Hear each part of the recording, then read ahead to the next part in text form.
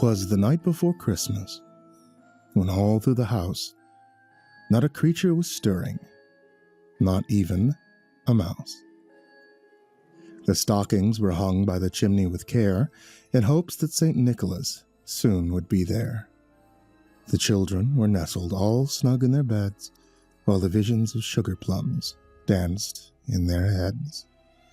And Mamma, in her kerchief, and I in my cap, had just settled our brains for a long winter's nap. When out on the lawn there arose such a clatter, I sprang from my bed to see what was the matter. Away to the window I flew like a flash, tore open the shutters and threw up the sash. The moon on the breast of the new-fallen snow gave the luster of midday to objects below, when what to my wondering eyes should appear but a miniature sleigh and 8 tiny reindeer. With a little old driver so lively and quick, I knew in a moment it must be St. Nick. More rapid than eagles his coursers they came, and he whistled and shouted and called them by name. Now Dasher, now Dancer, now Prancer and Vixen, on Comet, on Cupid, on Donner and Blitzen, to the top of the porch, to the top of the wall, now dash away, dash away, dash away all. As dry leaves that before the wind hurricane fly, when they meet with an obstacle, mount to the sky, so up to the housetop the coursers they flew, with a sleigh full of toys and St. Nicholas too. And then, in a twinkling, I heard on the roof the prancing and pawing of each little hoof. As I drew in my head and was turning around, down the chimney St. Nicholas came with a bound. He was dressed all in furs from his head to his foot, and his clothes were all tarnished with ashes and soot. A bundle of toys he had flung on his back, and he looked like a peddler just opening his pack. His eyes, how they twinkled, his dimples, how merry. His cheeks were like roses, his nose like a cherry. His droll little mouth was drawn up like a bow, and the beard on his chin was as white as the snow. The stump of a pipe he held tight in his teeth, and the smoke it encircled his head like a wreath. He had a broad face and a little round belly that shook when he laughed like a bowl full of jelly. He was chubby and plump and a right jolly old elf, and I laughed when I saw him, in spite of myself. A wink of his eye and a twist of his head soon gave me to know I had nothing to dread. He spoke not a word, but went straight to his work, and filled all the stockings, then turned with a jerk, and laying a finger aside of his nose, and giving a nod, up the chimney he rose. He sprang to his sleigh, to his team gave a whistle, and away they all flew like the down of a thistle. But I heard him exclaim, as he drove out of sight, "Happy Christmas to all, and to all a good night."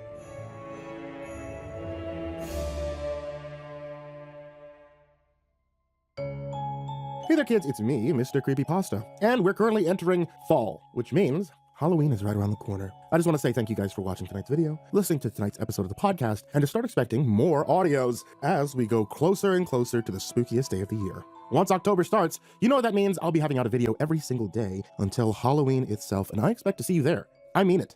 I expect to see you there for every video, for every podcast episode, and I expect to see you like, comment, and subscribe, and all that jazz bell, what do you do on podcasts? Follow on Spotify? Yeah, that, for the month of October, and especially so you don't miss the 13-day countdown. Also, I want to give a huge thank you to everybody on this list of Patreons. Some of these amazing folks are Diana Kraus, Acid System, Blake Rattler, Brandon Mendoza, Britta Crow, Caltuna, Chicago Hitman, Corey Kenshin, Crusader Chocobo, Dakota Best, Daniel Polson, Dante Kincaid, Enchanted Buns, Estebean, Hades Nephew, Himbo Jerry, Our Minute Seconds Time, Ingegerd Solstrom, Jay Kearns, Jadis Pet, McMog, Mr. Marcus Blitz, Psychomel, Plant Piz, Red Shadow Cat, Remember the Sun, Salty Surprise, Samara Lynn, Seclude, Simba's Bloody Mojo, Sky Harbor, Smiley the Psychotic, Sully Man, Tully Sue, Team Leo 76, The Demented Voice in Your Head, The Chavez Brothers, The Ginger Bros, Tommy Walters, Viceroy Scorn, William Wellington, Your Bro Keegan, Zabub, and Shadow Gardens. A huge thank you to you guys, everybody who shows up in the description down below, and as always, folks, sweet dreams.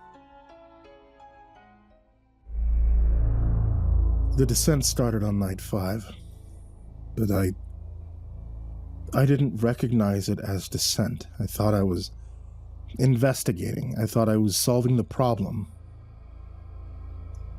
That I was actually doing was dissolving.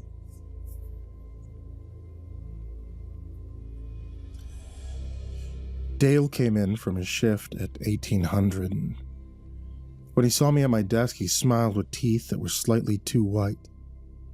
"Rough day, buddy?" he said. And the words were right, the tone was right, but the cadence was mine, the exact rhythm I use when I'm checking on someone who's had a bad call. "I'm fine," I said. "You always say that."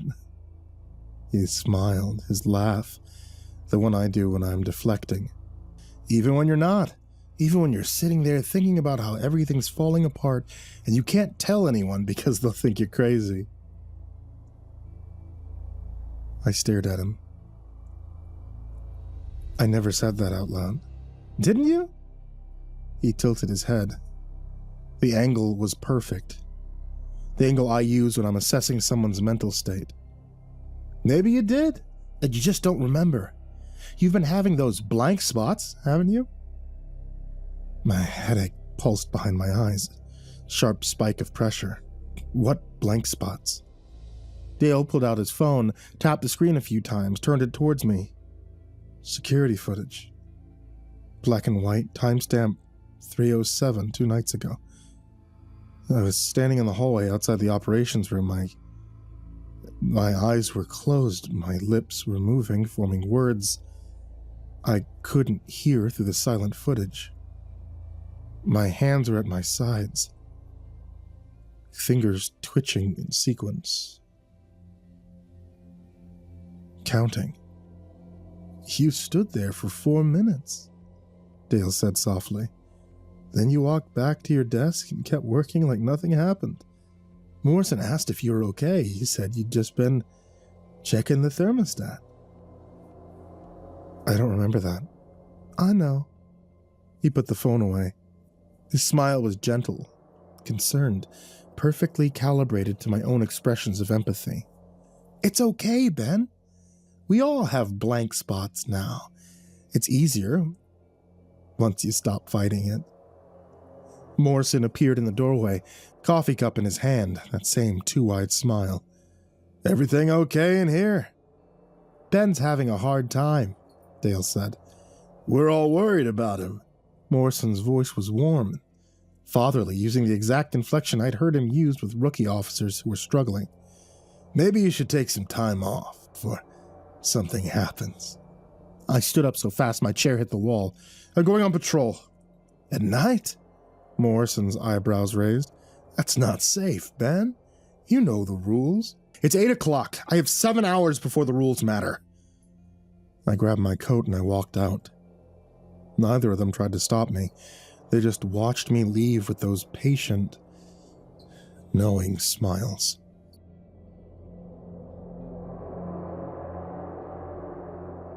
Outside, the cold hit like a fist. -42. Kind of cold that makes your lungs ache, turns your breath to ice crystals before it leaves your mouth. I got in my truck and started driving with no destination in mind, just the need to move, to be away from those smiles. That's when I noticed the night clerk through the station window. Mary, 60-something, always hems while she filed paperwork. She was standing perfectly still at her desk, head tilted at that familiar angle, staring directly at me with pupils so dilated her eyes looked black. I drove. The headache had evolved beyond pain into something else. Pressure, density, like my skull was filling with frost, ice crystals forming in the spaces between thoughts.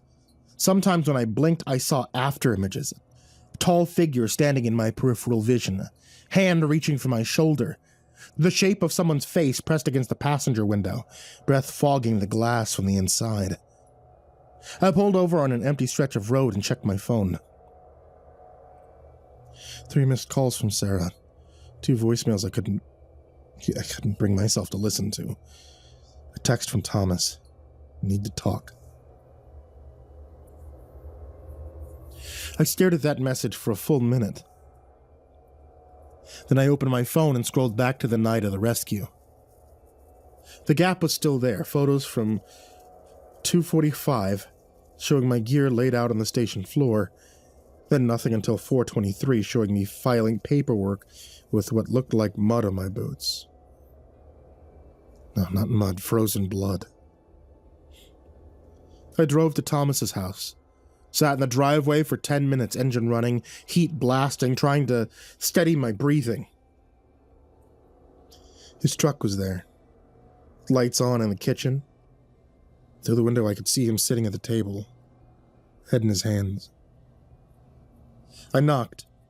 He opened the door and looked at me with eyes that had forgotten how to sleep. "Show me a picture of your daughter," I said. He just stared. "Nika, your daughter, the one I saved. Show me a picture." Thomas reached into his pocket, pulled out his phone with shaking hands, scrolled through his photos. He turned the screen toward me. A boy, maybe 6 years old. Dark hair, bright smile, holding up a fish almost as big as he was. "Tobias," Thomas said quietly. "My son. My only son." "No!" The word came out broken. "No, you have a daughter. Nika, 8 years old. She took the dog sled out to check the nets. I found her in a frost heave at 3:09, and I brought her back." "I know you did." His voice cracked. "I know you brought someone back, but Ben, I've never had a daughter. I've checked my birth certificates, my tax records, my wife's medical files. We only had Tobias, he's 6. But I remember thanking you for saving Nika. I remember bringing you salmon. I remember her face." He grabbed my arm, fingers digging in hard. "I remember things that never happened, and the more I try to hold on to those memories, the more they slip away and they get replaced by things they feel wrong.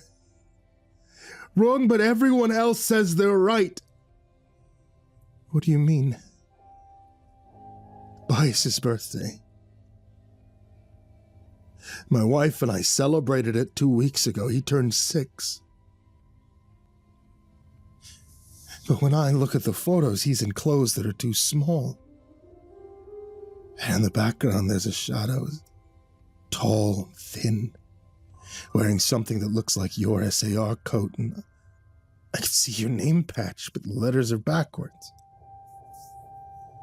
The frost behind my eyes expanded. "What did I bring back?" I whispered. "I don't know." Thomas's eyes were wet. "But it's wearing your face now. 3 nights ago, Tobias woke up screaming, saying there was a man in his room who looked like Officer Harper, but his smile was wrong. I checked, I found nothing. When I turned on the lights, there were boot prints in the frost on his window. From the inside, Ben. Like someone had been standing in his room, breathing on the glass." I backed away from his door. My mind fractured. I'm sorry," I said. "Don't be sorry." His voice followed me to my truck. "Just fix it. Whatever you did, whatever deal you made, fix it. Fix it before it takes everyone."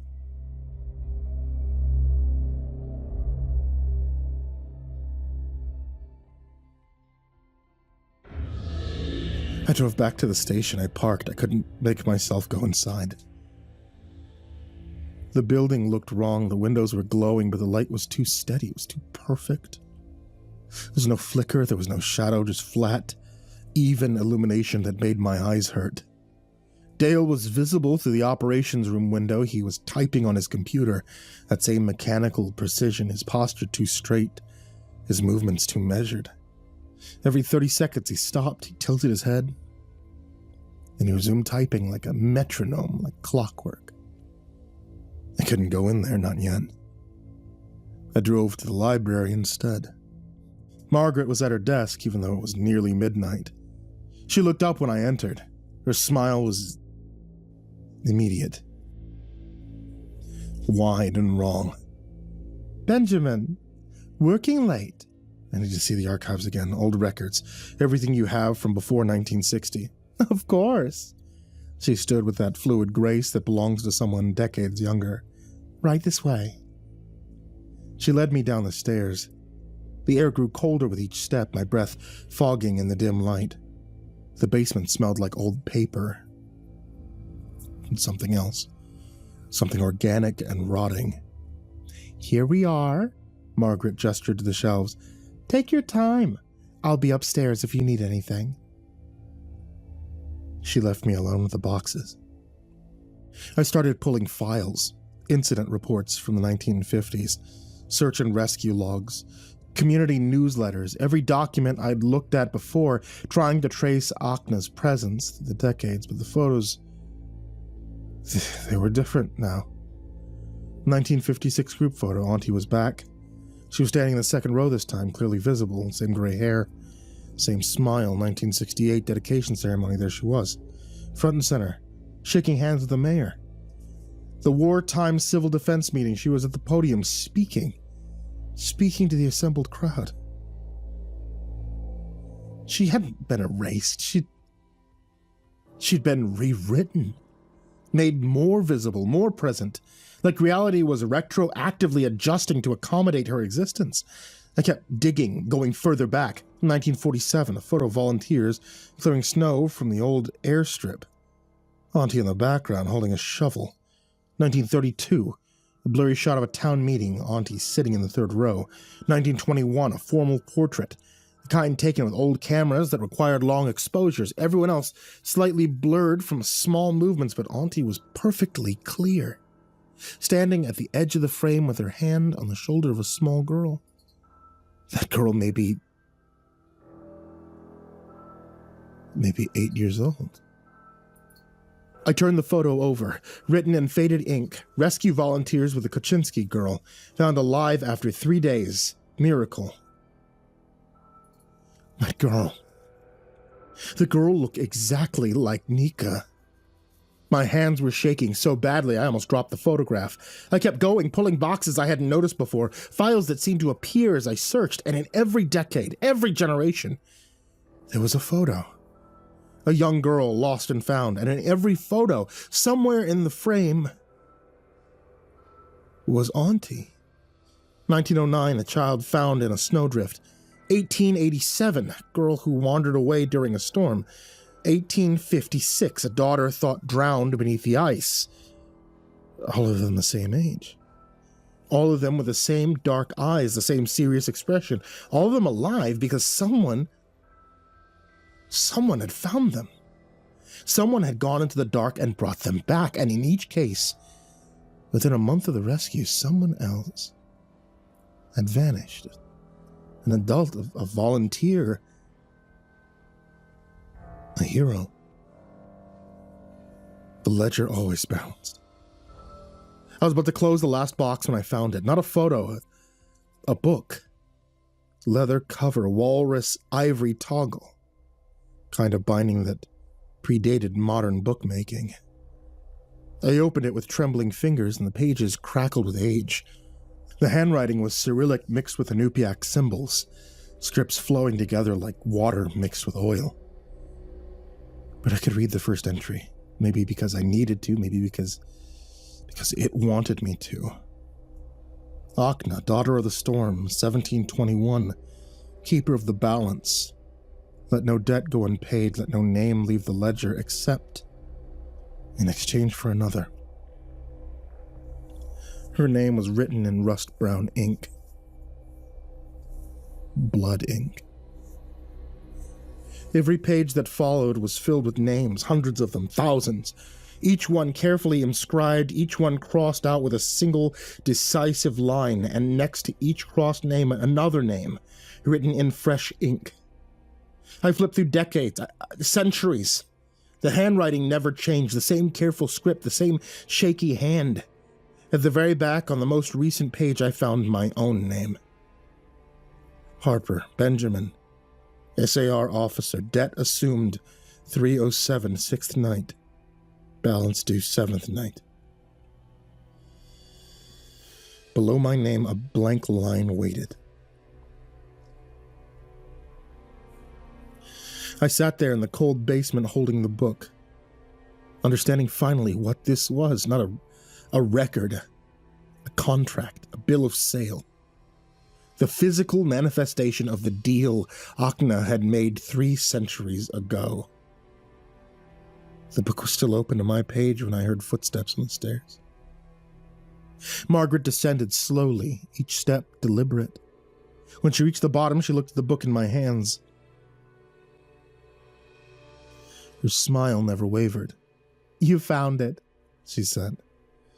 Her voice layers now, multiple tones braided together. "That's good. It's better when they understand." "How long have you been one of them?" 37 years. She said it simply, like she was telling me her anniversary. "I was a school teacher. There was a little boy lost in a whiteout. I found him, brought him home. Everyone called me a hero." Her head tilted. 3 days later, I looked at a walker. I really looked, and then I understood. It's not so bad, Benjamin. You stop feeling cold. You stop feeling afraid. You just continue. That's not life. No, she agreed. But it's not death either. It's service. It's purpose. The ledger needs keepers. The balance needs maintaining. Akna can't do it alone anymore. She's so tired, Benjamin. 300 years is so long. She needs help. I stood clutching the book. Where is she? Where she always is. Where she's been waiting for you since you took the debt. Margaret gestured toward the stairs. At the station. At 3:07. She'll be at the dispatch desk with the fountain pen, and all you have to do is sign the line below your name. Write someone else's name there. Anyone. A tourist who underestimates the cold. A drunk who won't be missed. An elder who's ready to walk into the white. Just a name, Benjamin. And then you're free. And if I don't?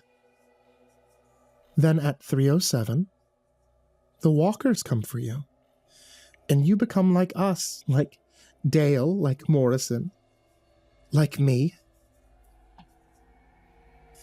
Balanced.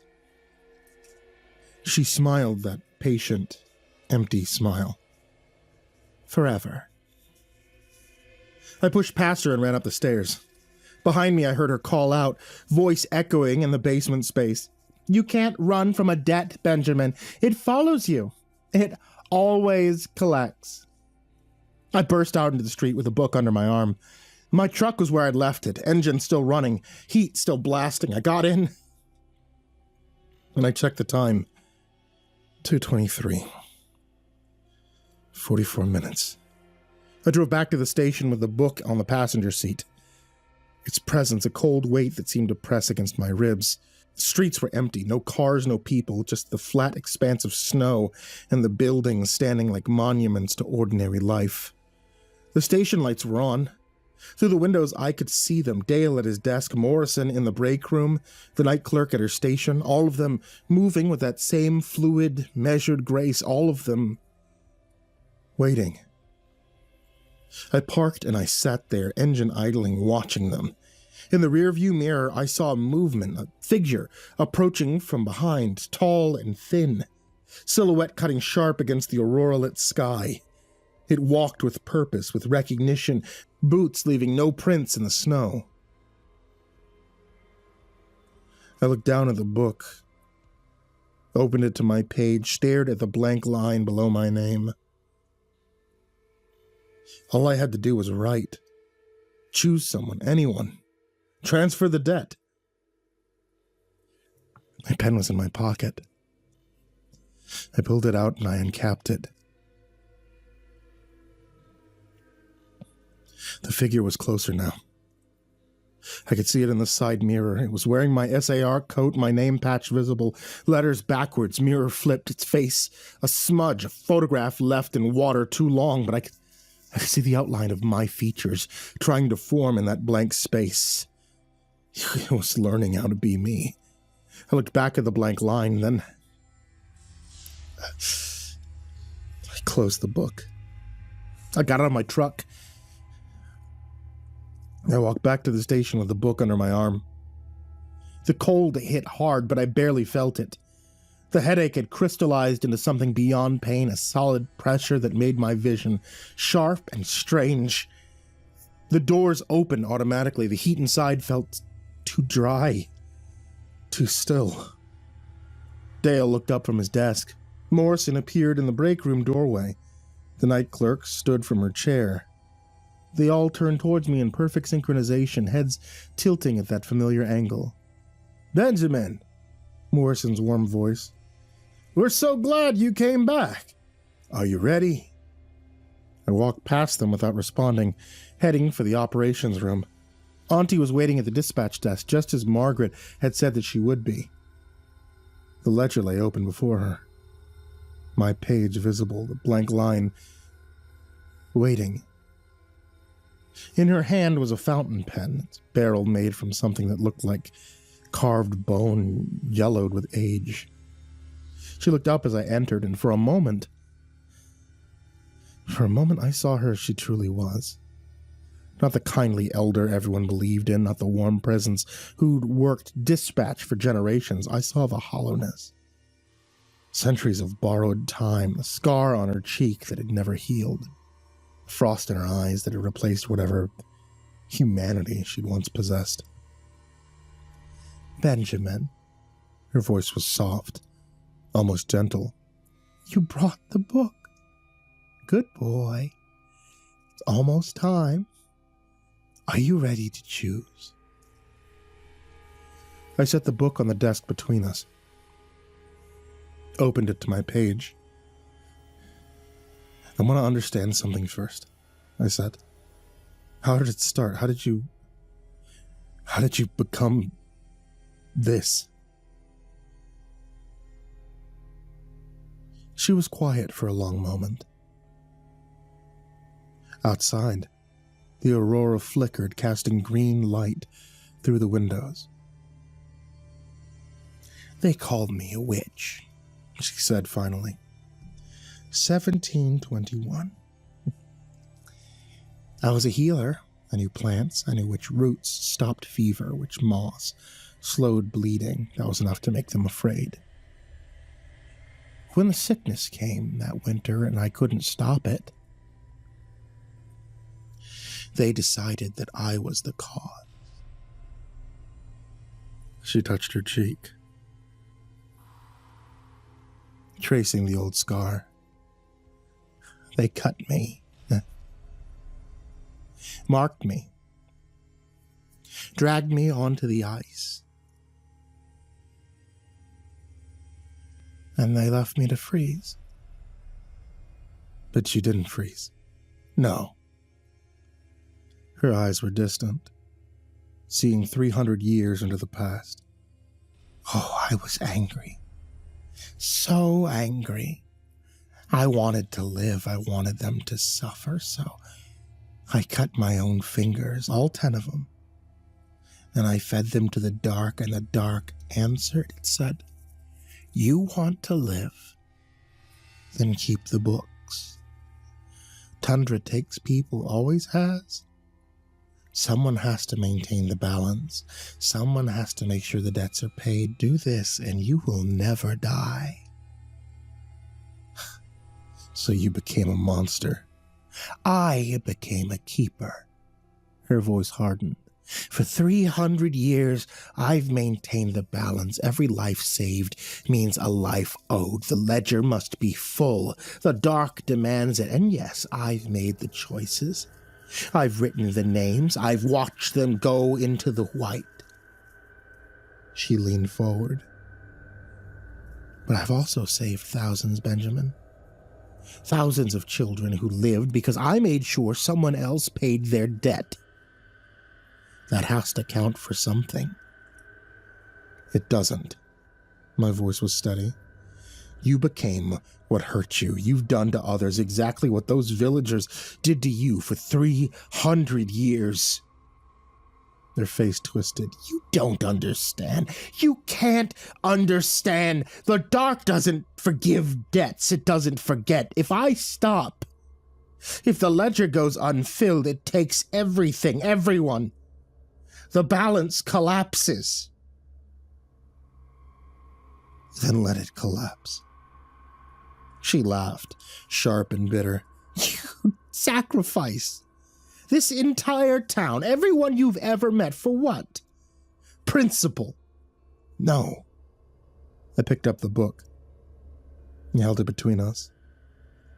I'd sacrifice the system, the one that you've been feeding for 3 centuries, the one that only exists because you kept agreeing to it.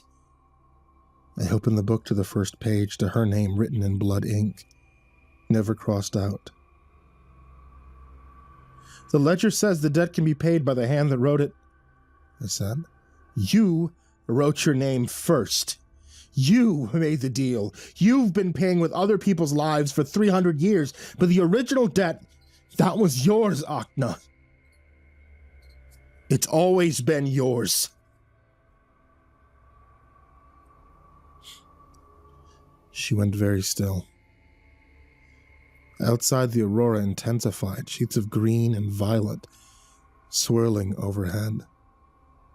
The station lights flickered, the radio hissed static.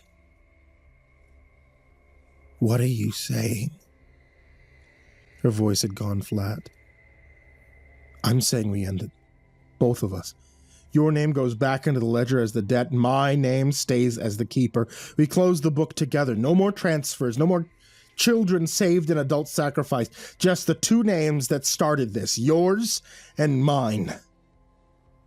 You die. I'm already dying. I can feel it, the frost in my head, the blank spots, the thing wearing my face. At 3:07, I either become a monster like you, or I get taken by the walkers. Those are the only options left. I placed my hand on the book, palm flat against her name. Unless we change the rules, the dark won't allow it. Then let's find out.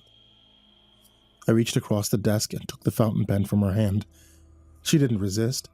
For the first time in 300 years, I saw uncertainty in her eyes. I capped the pen. I placed the tip against the page, right over her name. What are you doing? Finishing your story. The way it should have ended in 1721. With a choice, with agency, with an ending that's yours. And not theirs. I began to write. Not a new name below mine, but a line through hers, crossing out, Akna, daughter of the storm, 1721. She sucked in a sharp breath, the lights flickering violently, the radios shrieked, and she grabbed my hand. Her fingers, cold and brittle, pressed my palm down against the page alongside hers. If you're going to finish my story, then do it right. Tell them I was human once. Tell them I was afraid. Tell them I wanted to be found, not forgiven. Outside, the walkers appeared. Dozens of them, hundreds, filling the space around the station, tall, impossibly thin, dark silhouettes against the aurora light. They pressed against the windows, faces forming in that smudged blankness. All the people who'd looked, all the debts that had never truly cleared. They kept writing, the ink flowing across the page, not a crossing out anymore, a transformation. I wrote her story in the margins, around her name, every year, every choice, every moment of fear and rage and loneliness. I see you, I whispered. I remember you. You were Akna, you were human, you were hurt, and you survived the only way that you knew how. A sound like breaking glass filled the station. The book began to glow, pale light seeping between the pages. The names written there, all those centuries of transfers and debts and balances, began to lift off the paper, ink swirling into the air like smoke, like snow, like all the stories that had never been allowed to end. The radio clicked.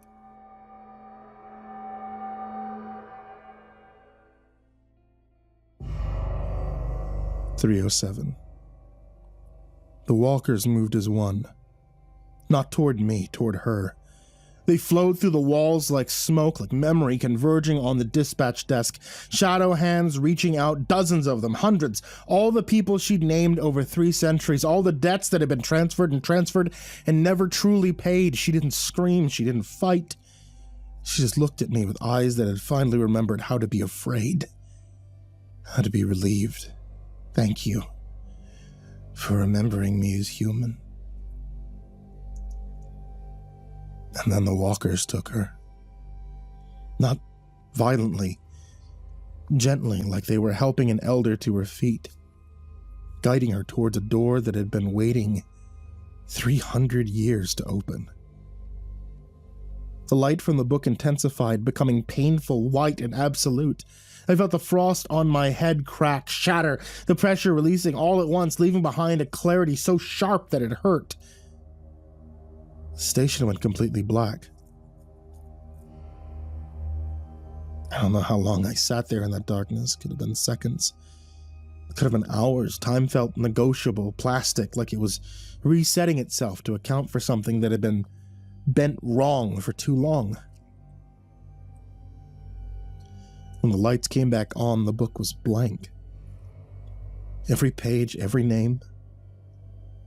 300 years of entries gone, just empty vellum, yellow with age, waiting to be filled with something new, something that didn't require a sacrifice.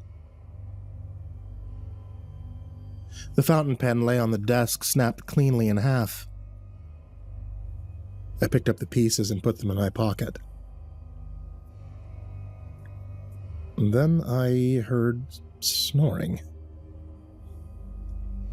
Dale was asleep at his desk, head pillowed on his arms, breathing deep and even. Real sleep, human sleep. I walked over and shook his shoulder gently. He startled awake, looking around in confusion. "Ben?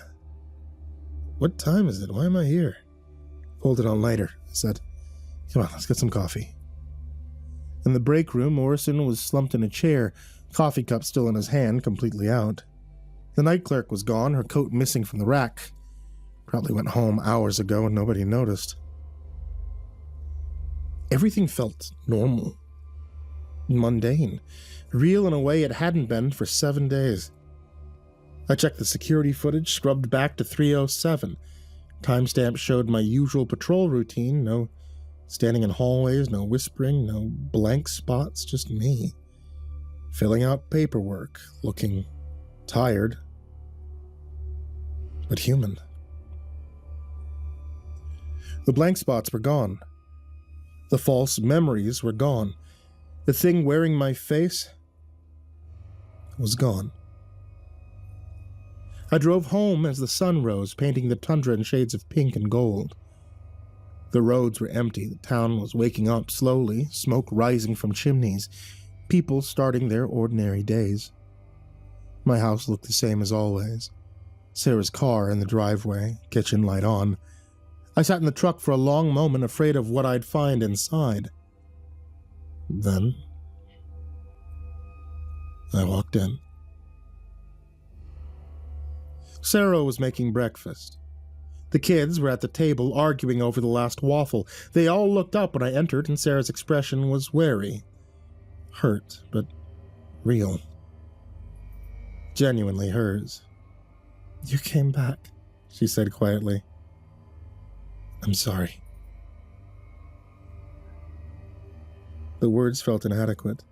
"I'm so sorry. I can't explain where I've been, what I've been doing, but it's over." "Is it?" She looked at me carefully. "Are you back? Really back?" I crossed the kitchen and pulled her into a hug. She was warm and solid, And herself. I'm back, I said. I promise. My daughter tugged on my sleeve. Daddy, you smell like smoke. I'll take a shower, I said, and we'll have breakfast, all of us, together. It took weeks for things to fully normalize. Thomas brought me salmon again, thanking me for finding his daughter Nika when she'd gotten lost checking the nets.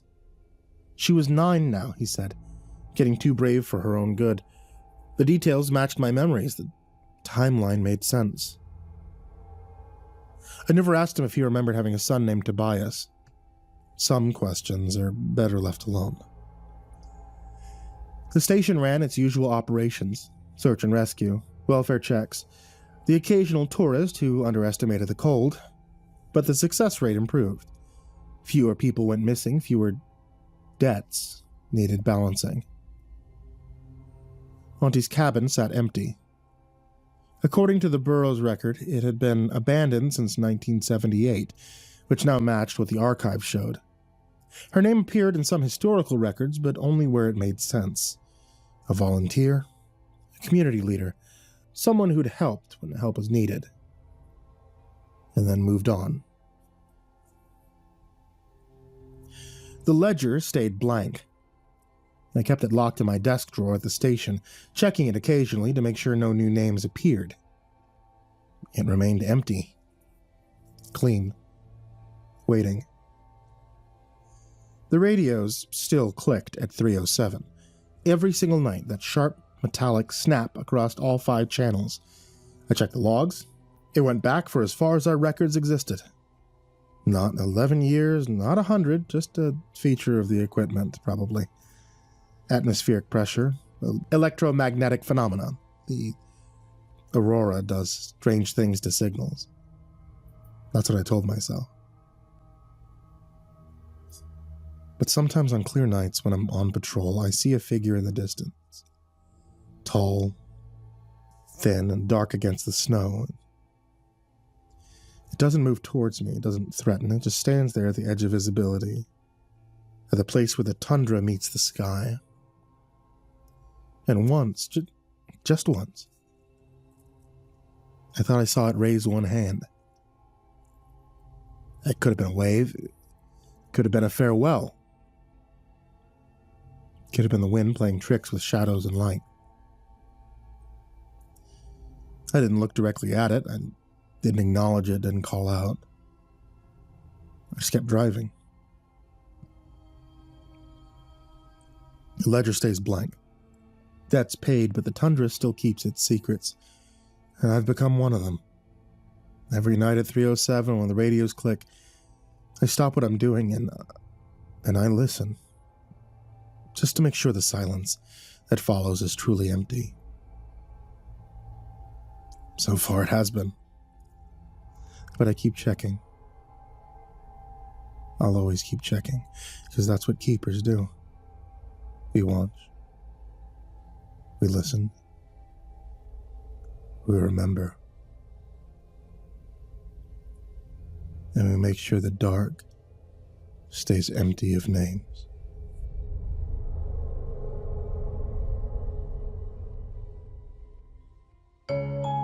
Hey there kids, it's me, Mr. Creepypasta, and we're currently entering fall, which means Halloween is right around the corner. I just want to say thank you guys for watching tonight's video, listening to tonight's episode of the podcast, and to start expecting more audios as we go closer and closer to the spookiest day of the year. Once October starts, you know what that means. I'll be having out a video every single day until Halloween itself, and I expect to see you there. I mean it. I expect to see you there for every video, for every podcast episode, and I expect to see you like, comment, and subscribe, and all that jazz bell, what do you do on podcasts? Follow on Spotify? Yeah, that, for the month of October, and especially so you don't miss the 13-day countdown. Also, I want to give a huge thank you to everybody on this list of Patreons. Some of these amazing folks are Diana Kraus, Acid System, Blake Rattler, Brandon Mendoza, Britta Crow, Kaltuna, Chicago Hitman, Corey Kenshin, Crusader Chocobo, Dakota Best, Daniel Polson, Dante Kincaid, Enchanted Buns, Estabine, Hades Nephew, Himbo Jerry, Our Minute Seconds Time, Ingegerd Salstrom, Jay Kearns, Jadis Pet, McMog, Mr. Marcus Blitz, Psychomel, Plant Piz, Red Shadow Cat, Remember the Sun, Salty Surprise, Samara Lynn, Seclude, Simba's Bloody Mojo, Sky Harbor, Smiley the Psychotic, Sully Man, Tully Sue, Team Leo 76, The Demented Voice in Your Head, The Chavez Brothers, The Ginger Bros, Tommy Walters, Viceroy Scorn, William Wellington, Your Bro Keegan, Zabub, and Shadow Gardens. A huge thank you to you guys, everybody who shows up in the description down below, and as always, folks, sweet dreams. Night 3. The headache started on night 2, by the way. Now it's something else. Thick, solid pressure behind my eyes, pulsing in time with my heartbeat, feels like less like a headache, more like my skull's trying to unmake itself from the inside.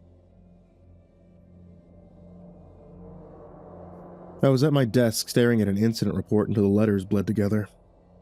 When Nika's father shouldered his way into the station, his daughter, Nika, was a silent shadow behind him. Her small face far too serious. "Harper!" Heaving the cooler onto the break room table with a wet thud. 40 pounds of silver salmon for saving my girl." I stood, the motion sending a fresh, hot spike through my temples. This is too much. I was just doing my job. My objection died as Nika's voice, small but impossibly clear, cut through the station's low hum. "Auntie showed me where to wait," she said. "She said someone would come before the bad thing did."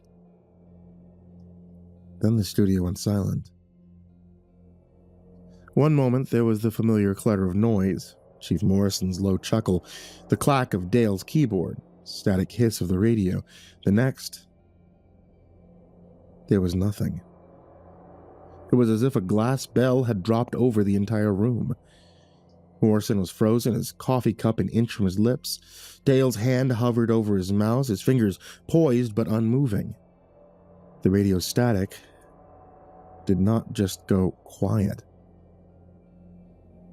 The absence of it was a physical weight in the air. My gaze dropped to Nika. Her dark eyes were fixed on me, and they had a knowledge that had no business in the face of an 8-year-old girl. They were ancient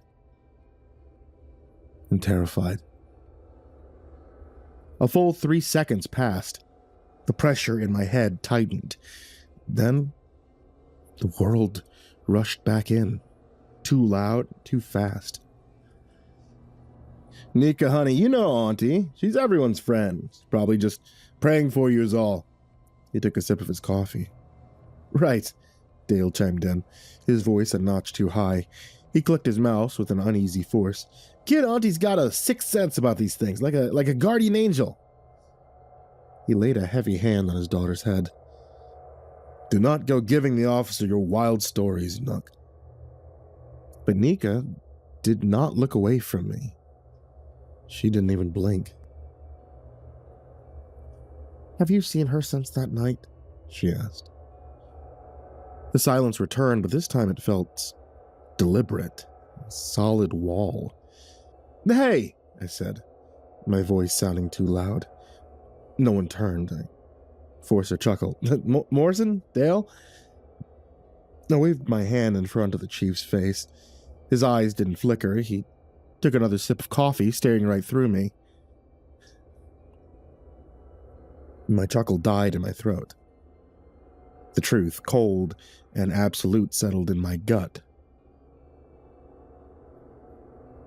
Nika was the only one who could see me. The throbbing in my skull intensified, a sudden vicious twist.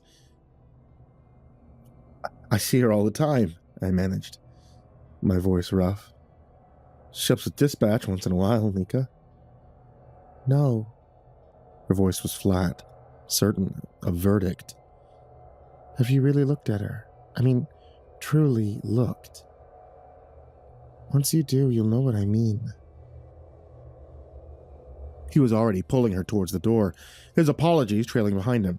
"Kids and their imagination, you know how it is. Thanks again for everything, Harper." The door clicked shut. Instantly, the station snapped back to life. The clatter of keyboards, the murmur of conversation, the rustle of paperwork. It was all there, but it was wrong. It was like watching a film where the audio was out of sync. A hollow performance. I was the only one who had missed their cue. I stood, rooted to the spot, staring at the dark plastic cooler, beaded with cold sweat. And a cold, solid thought formed in my mind, cutting through the pain. What does Auntie look like? I see her every day. I take my coffee when she tells me to. I nod at her updates over the radio. But I cannot, for the life of me, summon a single specific detail of her face. Not the curve of her smile, not the shape of her hands, not the way she moves through a room. It's all just a pleasant blur. I spend my lunch break in the basement archives.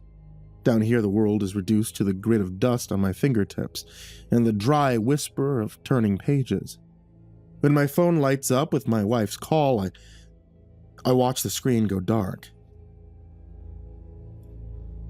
Everything else can wait. Everything else is just noise. The station's records go back to 1962, when the former SR program was established. Before that, it just scattered reports to the municipal buildings, library annex. I start with recent files, pull Auntie's employment records from 2020. There she is, photo ID clipped to a W-2. Same Auntie.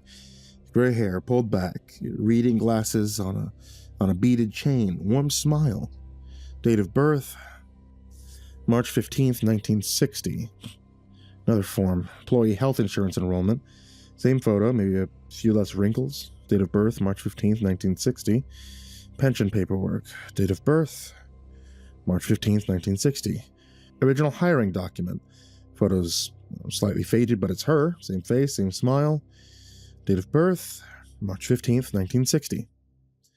I flip back and forth between the photos.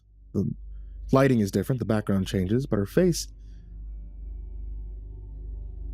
stays exactly the same age in every single image across 30 years. The headache is an ice pick now, driving into my frontal lobe with every heartbeat. I drive to the library and request historical records, search and rescue reports, anything from the region. The librarian, an elder named Margaret, peers at me over her glasses. That's quite a project. What are you hoping to find?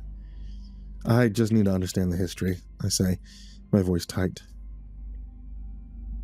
My phone buzzes in my pocket. Again, I know it's her. I know I'm stressing her out, but the thought's a distant thing, drowned out by the static in my head. I have days, maybe less. This takes precedence. Everything takes precedence. She brings me a photo album, community newsletters, newspaper clippings. 1956. Group photo of volunteers after a successful rescue. In the back row, partially obscured, Auntie. Same gray hair. Same glasses. 1968. Dedication ceremony for the new station. The crowd. Auntie. 1987, wartime civil defense meeting. Photos grainy, black and white, but I can make out her silhouette in the second row. Margaret leans in to look, her pleasant librarian smile still in place. It doesn't waver as her eyes track Auntie's face across the decades. She doesn't startle or question, she simply nods, as if confirming a known fact. That's Auntie in all of them, isn't it? She murmurs. Funny how some folks just have that timeless quality. My mouth is dry. How old is she? Oh, you know elders. Margaret pats my shoulder, her touch making me flinch. It's rude to ask. Why do you want to know? She adds. Because it doesn't make sense. The words scream inside my skull because I want to hold these photos side by side, force you to see that the same woman is in a photo from 1952 and a report from last year, because everyone is blind when they look at her. Instead, I say, just curious. Margaret's smile doesn't reach her eyes. Curiosity's good, Ben, but some things out there, they don't They don't want to be understood. They just want to be. She walks away before I can ask what that means. I make it home at 6 p.m. with a headache drilling so deep I'm seeing halos around every light source. Sarah's waiting in the kitchen, arms crossed, jaw set in the way that means we're about to have the same fight we've been having for 3 months. You missed dinner again. I was working. You're always working. She's crying now, angry tears. When you're here, you're not here, Ben.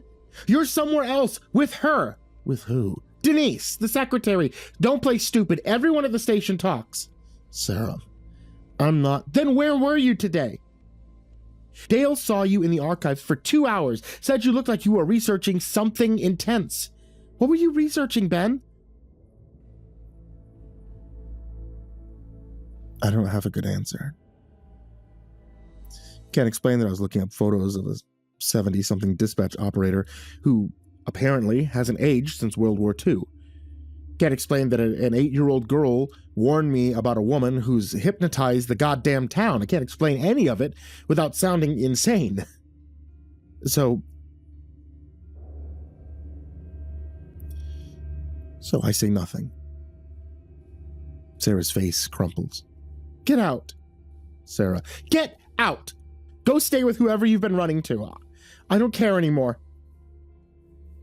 She shoved my jacket at me, pushing me towards the door. I grab my keys off the hook and stumble into the cold without a plan. I sit in the truck in the driveway, engine running, heat blasting. The station has a bunk room, but Dale's probably there. I have no friends in this town, not really, just co-workers and acquaintances.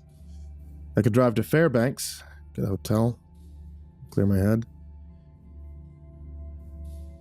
Instead, I put the truck in reverse, and that's when I see it. A warm golden light spills from the kitchen window. The silhouette of my wife moves past the sink, and then the sound hits me.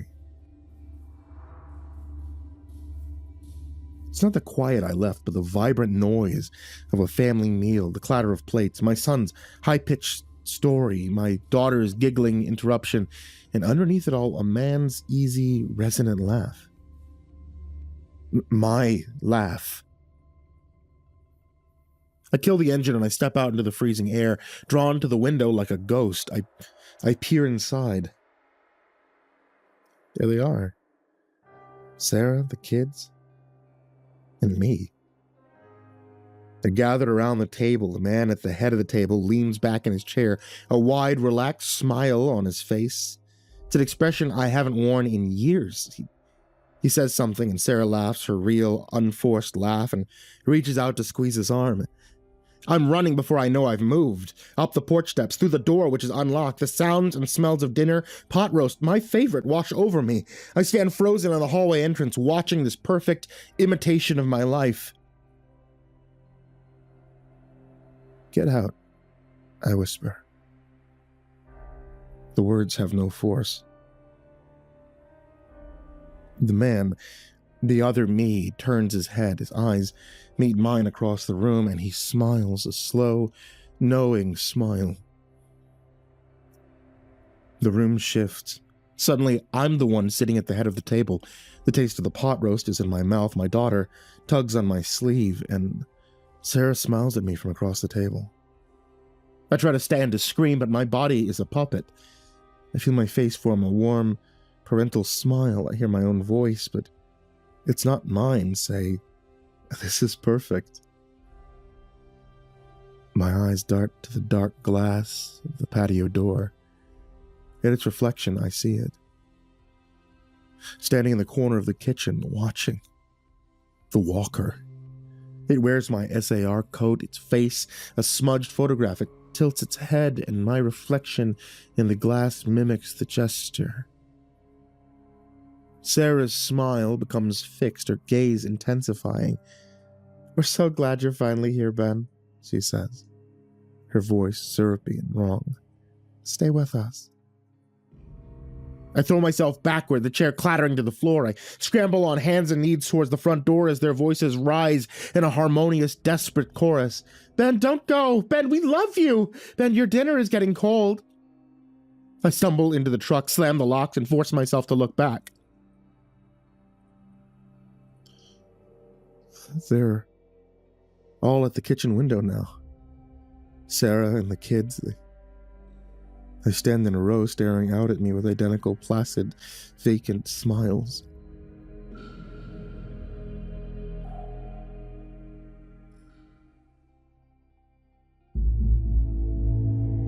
The drive to Auntie's cabin is a blur. My body operating on autopilot, my mind can no longer sustain, but by the time I park, the clock reaches 9 p.m. The headache's no longer just pain, it begins to feel like static. A soft glow came from inside her cabin. I staggered to the door, my legs unsteady. It swung inward before my fist could connect, and there, standing in the threshold, I finally saw her. The flush in her cheeks is wrong. It's too red, like old meat. Her body is too thin beneath her house dress, bones pressing against skin that's lost its elasticity. When she smiles, her lips pull back too far, showing too many teeth. Benjamin, her voice is the same warm rasp. Are you all right? I try to run. I try to get back to the truck, but she's there, hand on my shoulder, impossibly fast. Shh, child, come inside. You're seeing things, aren't you? The walkers do that. They get in your head, they make you doubt what's real. She guides me towards the door with surprising strength. But I can help. Come have tea, we'll talk. I don't want to go inside. But the headache is so bad I can barely stand. And her cabin is warm, and she's the only person who's acknowledged that any of this is happening.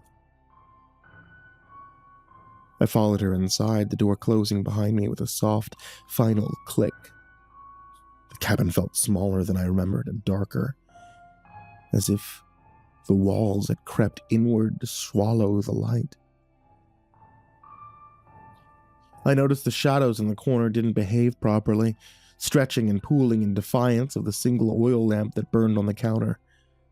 Without a word, Auntie guided me to her kitchen table, her hand on my arm as she directed me into a chair.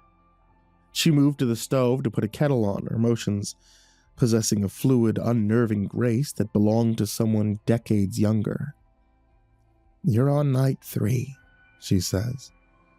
Not a question. The middle point, that's when it gets worse.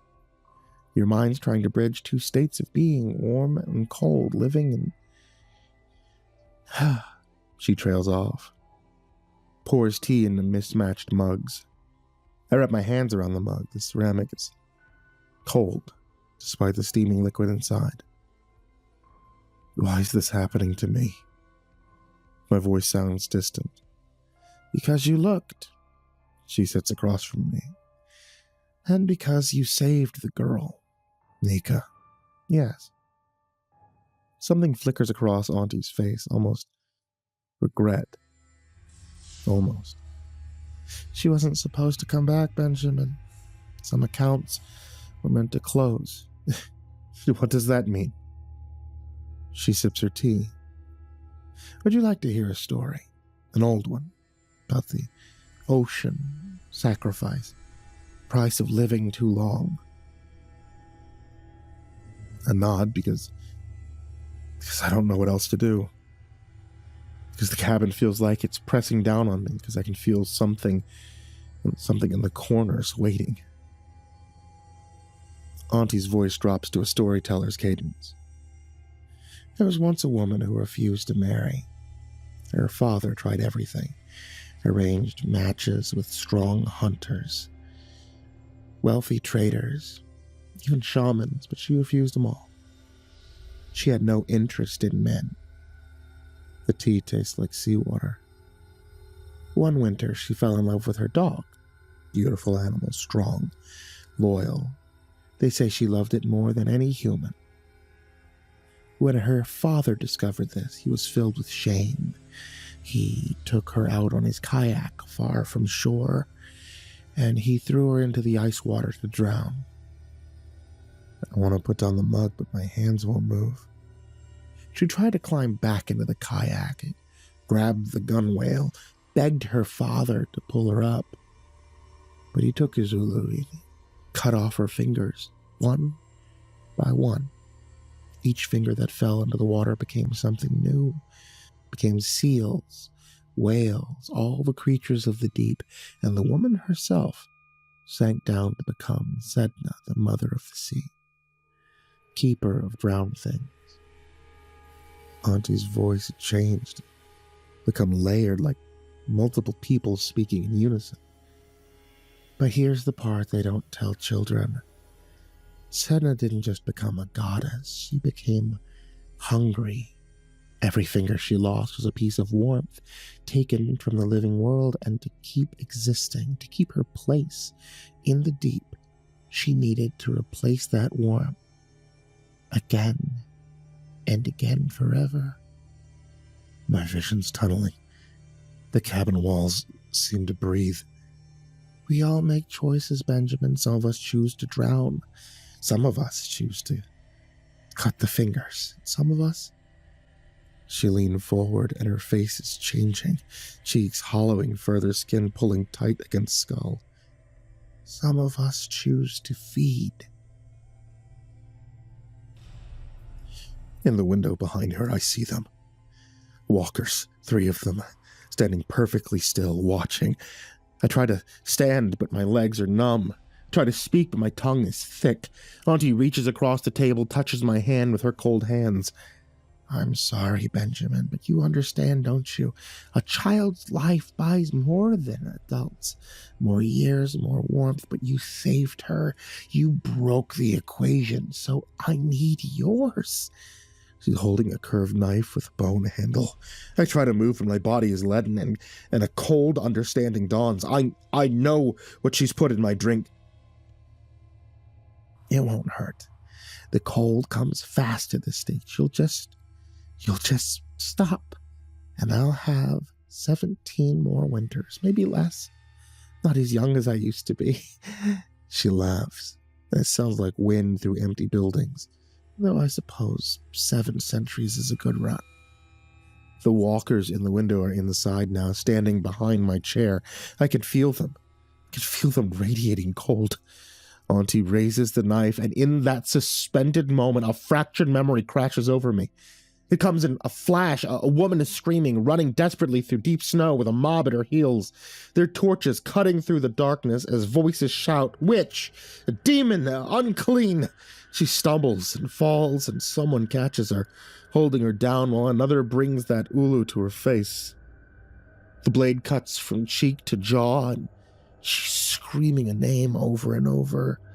In a desperate pleading mantra, Akna, Akna, Akna. I shout the name without thinking, a raw cry that tears from my throat. Akna! The effect is instant. Auntie recoils as if I've struck her, and the knife clatters to the floor. Light pours through the window, not moonlight, not aurora, something older. It illuminates Auntie in harsh relief, and I see what she truly is, the centuries of borrowed time written in the spaces between her cells, the hollow where her humanity used to be, the scar on her cheek that never healed. The walkers behind me scatter. They simply cease to exist like smoke in wind. Auntie, Akna, crouches away from the light, making sounds that aren't quite words. It's giving me a chance. I run. I burst out the door and into the suffocating snow, my truck keys already clutched in my hand as if they had materialized there. The engine roared to life on the first try, a miracle or some other form of interference.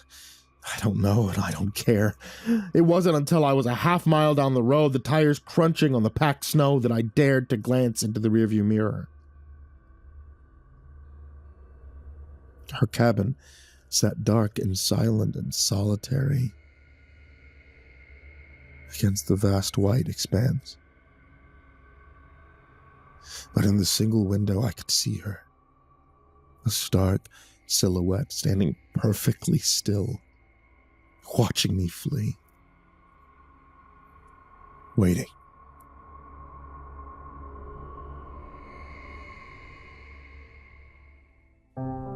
Hey, did you like that creepypasta story that you heard today? I bet you did, because you stuck around to hear the outro. So, if you want to find more creepypasta stories like this, check out the links in the description down below that lead you over to the Creepypasta Collection, Volume 1 and Volume 2. Volume 1 and Volume 2 also have a bunch of stories from some of the best authors I've worked with in the past 15 years, which I think is pretty high praise, seeing as it's like, what, 4,000 stories?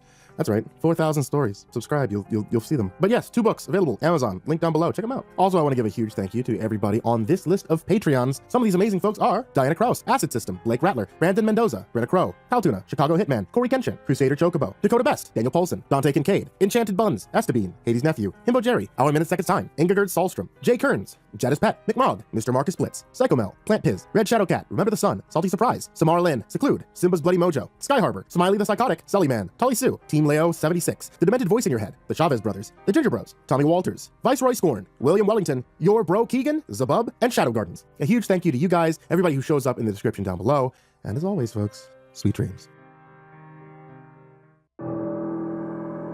My first and only encounter with ghosts happened because I called Louise Pilkerman Lousy Pilkerman right in front of the class.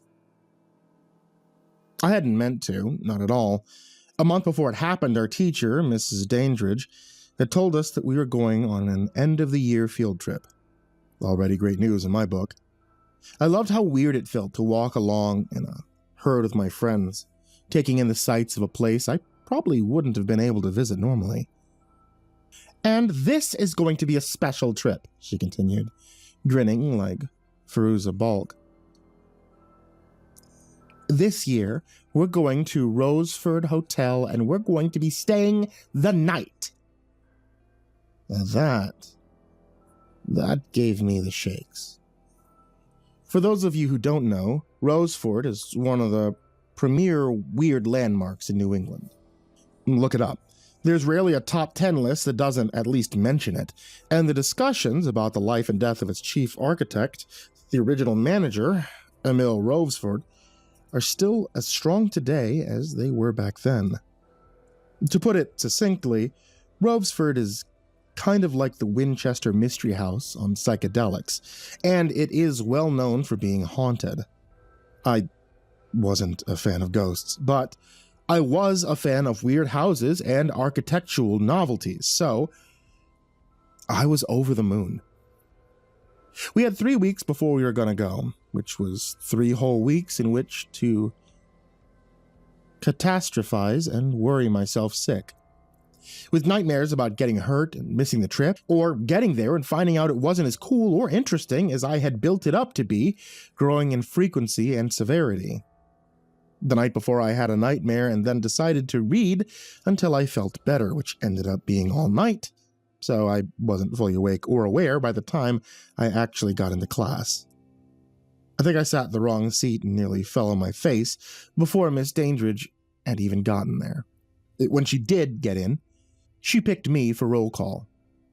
I think to try and make me wake up a bit more. God bless her. And I did well with the first few names, but then I got to Louise, and something in my brain, some process, stuttered, and I said, "Lousy." Louise Pilkerman was the scariest girl in school, at least to me. She was taller than average, tall and stocky, with big hands, bad acne, greasy hair, and chapped lips that never seemed to smile, even a little bit. Other boys said that her parents were both alcoholic redneck bikers who were always in and out of jail. They were actually both in the military and were very proud of having spotless records, and that Louise was a thug who sold dope to other kids. She was certainly free with her fists, but she never so much as got a glare from a cop, as far as I know, and later on in high school, she'd get the cops called on someone who was selling drugs. So I was terrified of her. I was small, skinny, and awkward, and she seemed to radiate this cold anger like a wall that knocked everyone back. She reminded me of movies about domestic abusers or gangsters, and I had just insulted her in front of 20 other kids. Not everyone laughed when I called her lousy, but enough did. And when you're a kid and you've been humiliated like that, it seems like everyone is laughing at you. I tried to apologize. I really did, but she wouldn't hear it.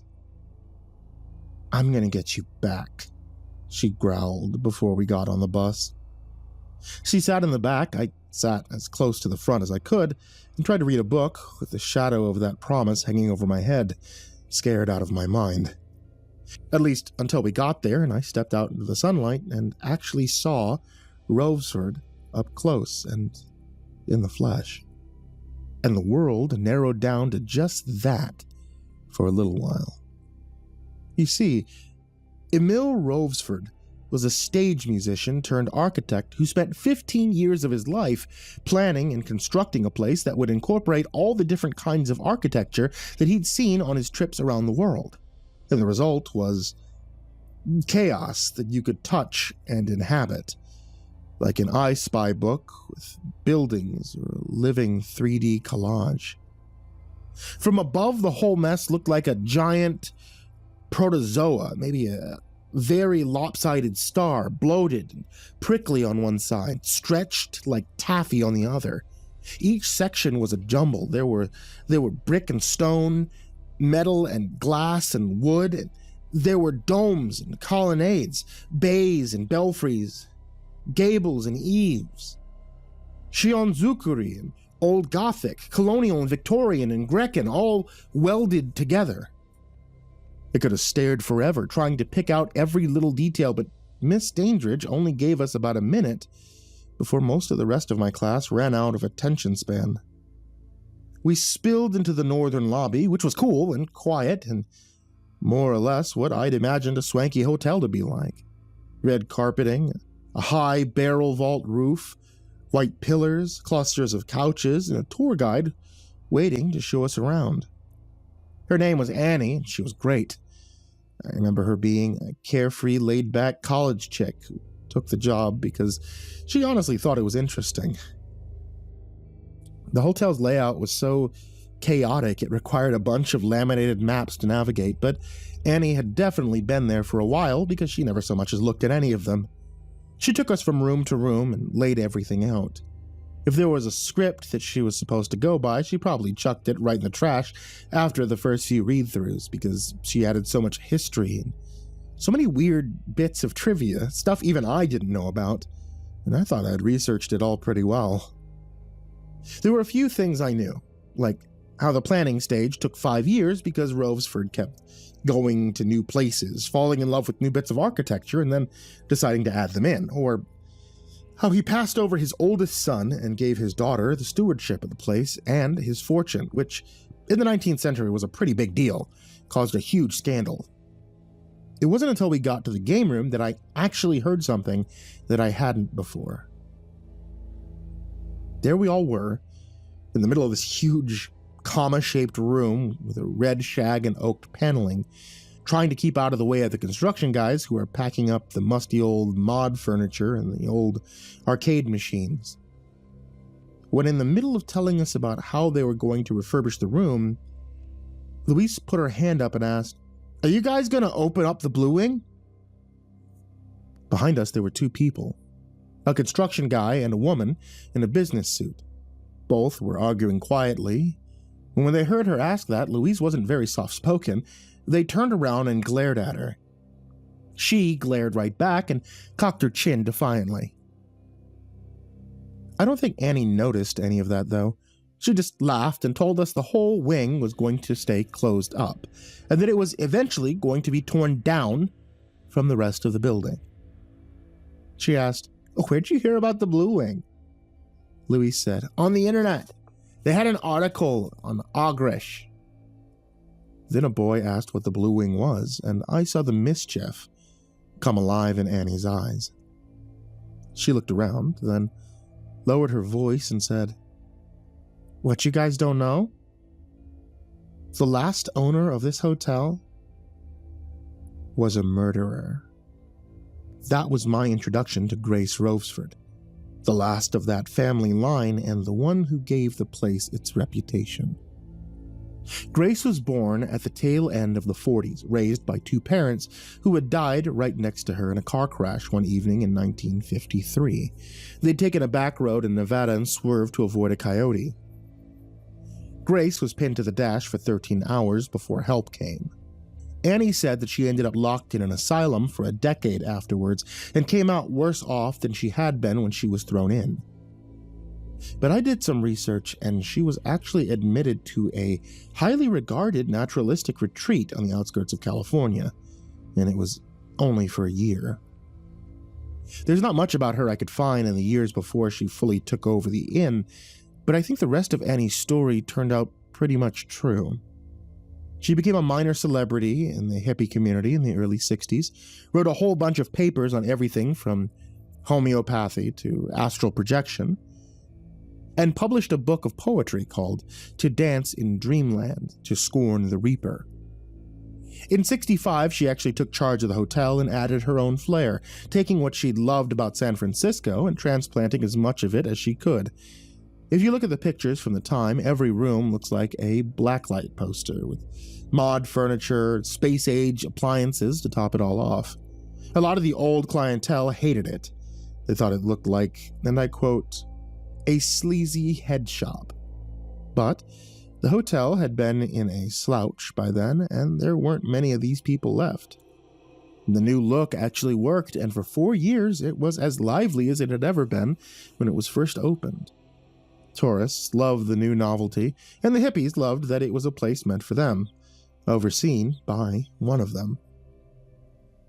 Grace used to come down and greet her guests at breakfast. People said that she had a smile like a slice of sunshine. She could make you feel happier just by being in her presence. At night, she and some of her old commune, who had set up shop there, would sing and get high, and she'd talk about her ideas and the things that she'd seen in her dreams. 4 years of prosperity. 4 years of peace. And then it all came crashing down. Grace got sick. Very sick. She started keeping to herself more and more. Her lungs began to shut down, and so there was no more singing. Did you know that there was a ballad written about her last year's? It's called The Silence Comes to Stay, and that's what it was like, apparently. People left. The mood was gone. Grace moved from her room on the northwest spire to a wing her mother had had added on. She had her friends paint the walls and ceiling blue, and then she locked herself away with only a couple of people closest to her. She hired a manager to run things, and she stayed where she was. People asked after her health and were told that she was, quote, engaged in a healing contemple. Things evened out for a while. Some people even said they could hear her singing some nights. And then a man named Jasper Arnott went missing. His wife said he'd gotten up in the middle of the night and hadn't come back. She looked, and when she couldn't find anything, she got the staff to look with her.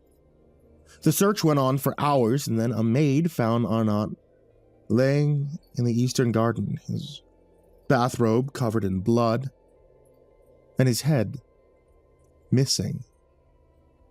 The police never found the head or the weapon that did it, but they did find Grace's prints on the bathrobe. All of her friends went peacefully, and so did she. She died of cancer in December 1969, a month before her trial.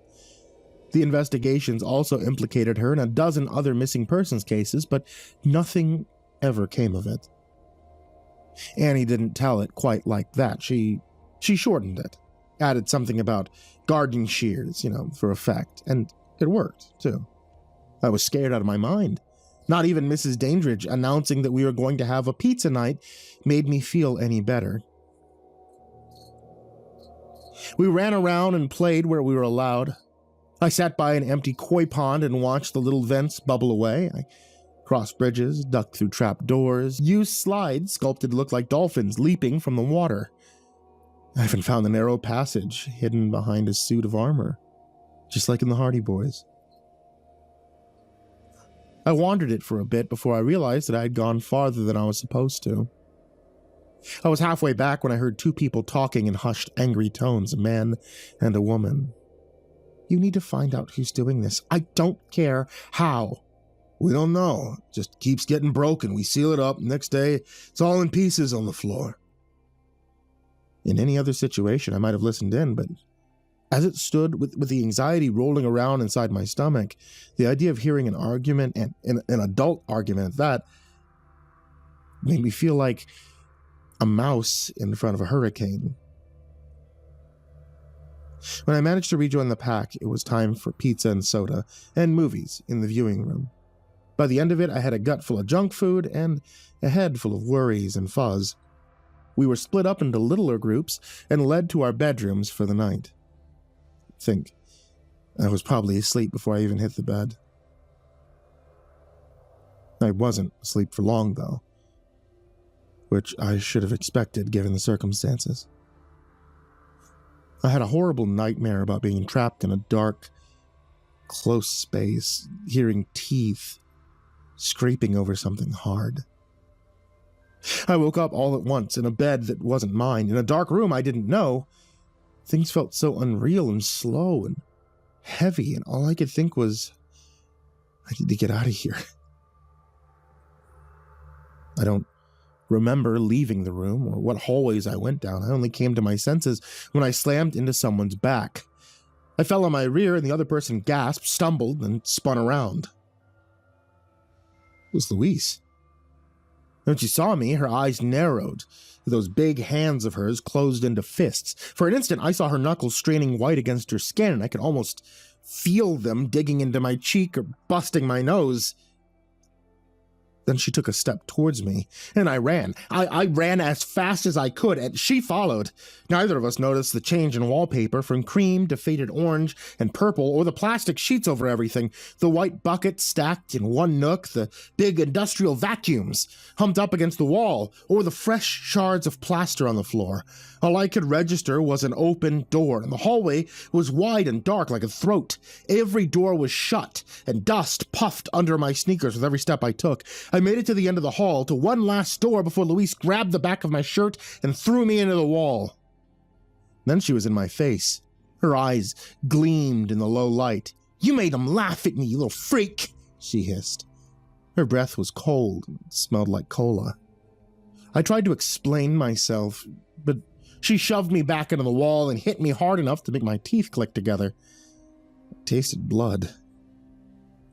My guts churned, and I prepared for more, but Louise had backed off. She looked at me, at the blood, with wide eyes like she'd never seen it before. Then she looked at her hand. She told me later that had been the first time she'd hurt someone bad enough to make them bleed, and that it made something click in her mind. It became real to her, she said. There was silence between us. I still cowered. Louise still looked at me like I was about to keel over and die right there, but there was stillness. I could breathe. She could think properly. And that's when we noticed the music. I say noticed and not heard because it sounded like it had been playing ever since before we'd even gone down the hallway, but I don't know why. It sounded like music from a long time ago, fluty and rambling and soft. It made me think of people with wooden flutes, letting their music wind down under doorways and through grassy meadows. It's music of dark forests, standing stones, deserts that never ended, and obscure islands with ancient palaces, temples made of marble. It was so weird that we had to turn around, and when we did, we saw that the door was gone. Vanished like it had never been installed in the first place. Beyond it was a big room with a low ceiling. There were couches and bare mattresses and rugs on the floor and an old sensor hanging from an IV stand. There was light coming from it, cold, pale, and blue. There was someone in there. We could hear them stepping and hopping softly but ceaselessly, giggling under their breath. We couldn't see anyone. Neither of us made a sound. We didn't know what we were seeing, not really, but we both knew that we were seeing something that we weren't supposed to see. I took a step back. Luis did too. Something was wrong with the light. It made the patterns in the rugs gape like black holes, and if you looked at it too long, you felt like it wasn't actually light at all. Then something creaked to our right. We turned and saw that another door had vanished. It was dark outside, but the light showed us enough. There was someone in the room, someone who was coming out. I saw the hands first, flung out in front of it, groping blindly with fat, black fingers, then arms that jerked and twitched, and then the rest. A man was leaving his room, a man in stained boxers and skin the color of standing water, dripping, swollen with bite marks all over. He didn't have a head. I didn't scream. I couldn't. My reality was drawing into a single point. Things were too clear, too real. I was watching a headless, rotting corpse feel its way towards me, hands grasping at air, the torn flesh of its neck jutting as silent as the light we were standing in. And then Luis screamed, and we were running. I heard its feet then, taking quick, stumbling steps. He knew where we were now. My heart was pounding so loud, I almost didn't notice how the music had turned sour. The hallway stretched on and on. There was no more dust or cobwebs. The doors were vanishing two by two, and the light revealing the deep, cold blues of the walls and ceiling had been painted in blue like Saturn or somewhere far off. Luis reached the exit first and slammed into it. It wasn't locked. She tumbled out into the red carpet and plaster chunks. I don't know why I did it, but just before my body passed through, I looked back. And if Luis hadn't caught me by the hand and dragged me behind her, I don't really know how to articulate it, but I think she saved my life. We ran until we saw lights on under doors, normal ones. One of Luis's friends heard us and opened the door, and when she saw us in good light, she called for grown-ups. The last thing I really remember for a while was hearing Luis asking if I was okay. I really wasn't. Apparently, Luis told the adults what we'd seen. I was in no state to say anything, so I couldn't corroborate her story, but I still got people talking. I saw the news story later once I was better. The police had come. This time they'd found something. They'd found 15 heads, wrapped in duct tape, set behind the walls of the Blue Wing. There were some arrests. I think it was a little too late. Luis asked what I'd seen when I looked back.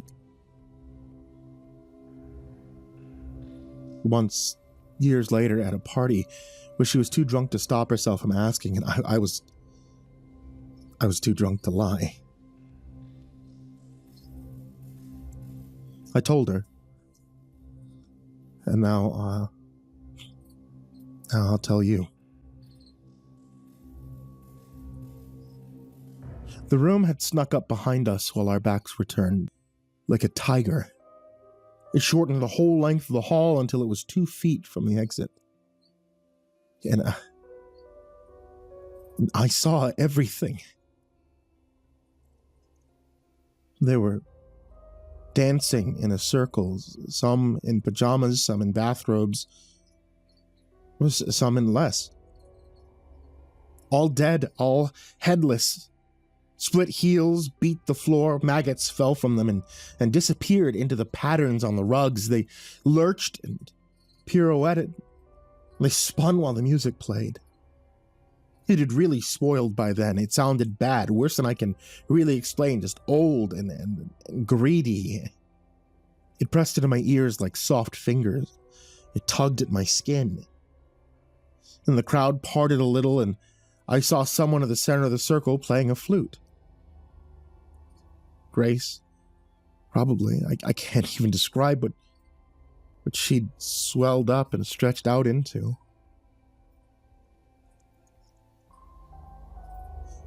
They've torn the Blue Wing down.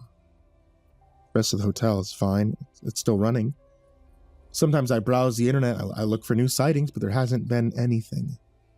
All's quiet there, which is good. Luis wrote a book called The Scratchings and Mutterings, The Haunted Hotels of New England. If you're reading this, I hope you're doing well, and I'm sorry I called you lousy. It really was an accident.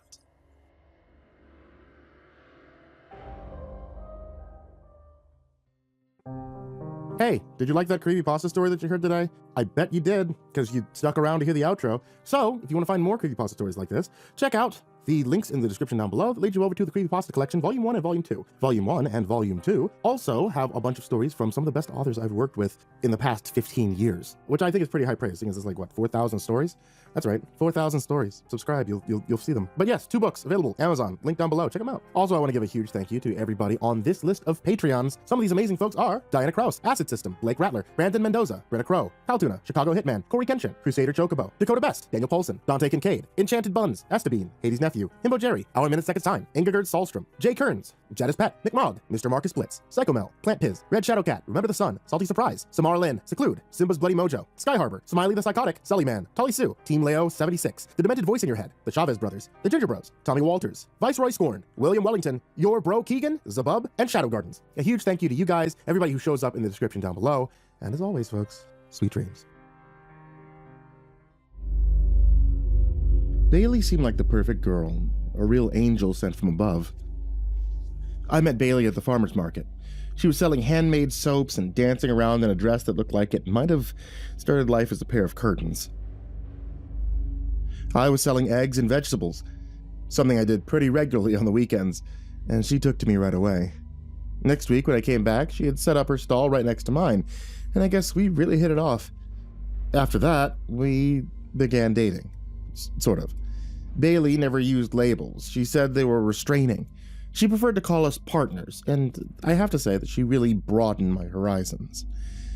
I was used to my dates being at the local steakhouse or at the creek while I fished, but Bailey was into nature walks and making stuff. We spent afternoons making soap and candles. We'd take edibles and then go on long hikes, and sometimes we'd just drive for hours, listening to music or talking about old times.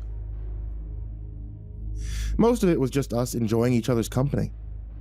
Bailey was very adventurous, and it was nice to get out and see things that I probably wouldn't have sought out on my own. 2 months after meeting, Bailey was living with me as well. Bailey didn't have a lot, just a pull-along trailer and a lot of materials for making things, and it all fit pretty snugly in my garage. We spent a lot of our time just tooling around, seeing the sights, doing whatever we felt like. It was nice. But I learned one thing about Bailey very quickly. Bailey was impetuous and prone to flights of fancy. It didn't matter where we were going or what we were doing. If Bailey saw it and she wanted to have a closer look at it, we were stopping. We stopped at too many farmers markets to count, multiple yard sales, and she stopped me on the way to my cousin's funeral so that she could check out what amounted to be a tourist trap. I didn't really mind. We were the best-dressed pair at the state's largest totem pole. It was fun going on our little adventures. Sometimes we mixed things with substances that led them to be hazy when I tried to remember them, but a lot of the time we were just out enjoying each other's company. And that made it all worthwhile. It happened one afternoon while I was driving, as so many things usually do. I was telling Bailey a story about my childhood, and she laughed suddenly, which caused me to ask her what was so funny. "It's you, Mike." "Me?" I asked, not really getting it. "What about me?" "I swear, I don't know how you live before me. All your stories just seem to be you doing normal things. Haven't you ever done anything impetuous before me? Like, didn't you ever go on an adventure before I came along?" "Well, of course we did," I said, a little defensively. "We went and did things, saw stuff, did all sorts of stuff." "I don't mean like vacations," she said. It almost sounded disdainful. "I mean like just went, did things because you feel like it. Like just stopped to eat in a roadside diner because the exterior looked cool, or went to a state park you were passing by just because you wanted to see what it looked like inside." I thought about it and shook my head after a moment. "No, I guess we never did. And my parents were kind of generic, I suppose. We just never really did stuff like that." "Well, how about it? Are you ready for a real adventure?" I laughed. "Haven't we gone on enough adventures yet? We seem to go on adventures all the time." She smirked, and as usual, it was equal parts amusement and disdain. "I mean like a real adventure. I'm not talking about safe adventures like a farmer's market or a garage sale. I'm talking about somewhere where you're not sure if you'll come back at the end of the day. I'm talking about a real Tolkien adventure with elves and orcs and strange food, the whole shebang." I had to think about it for a minute. I'd always played it safe. I didn't eat at weird restaurants or stop at places where I didn't know the crowd, and it always kept me safe. Hanging out with Bailey, though, showed me that I might have been a little too locked into my habits. And maybe it was time to try something a little different. Maybe, like Bilbo before me, it was time to go on a real adventure. Bailey gave me this odd look, like a cat contemplating how best to get a rat. And when she pointed at a side road off to the left, I realized she had been planning this all along. "Take that road for a mile, and then I'll let you know where we're going from there." "Where are we?" But she held up a hand to silence me. "No questions. We're on an adventure, remember?" It was around lunchtime when we started out. The two of us planning to go down to Dolly's for hamburgers and fries, but it was nearly 5 o'clock when she said that we were getting close.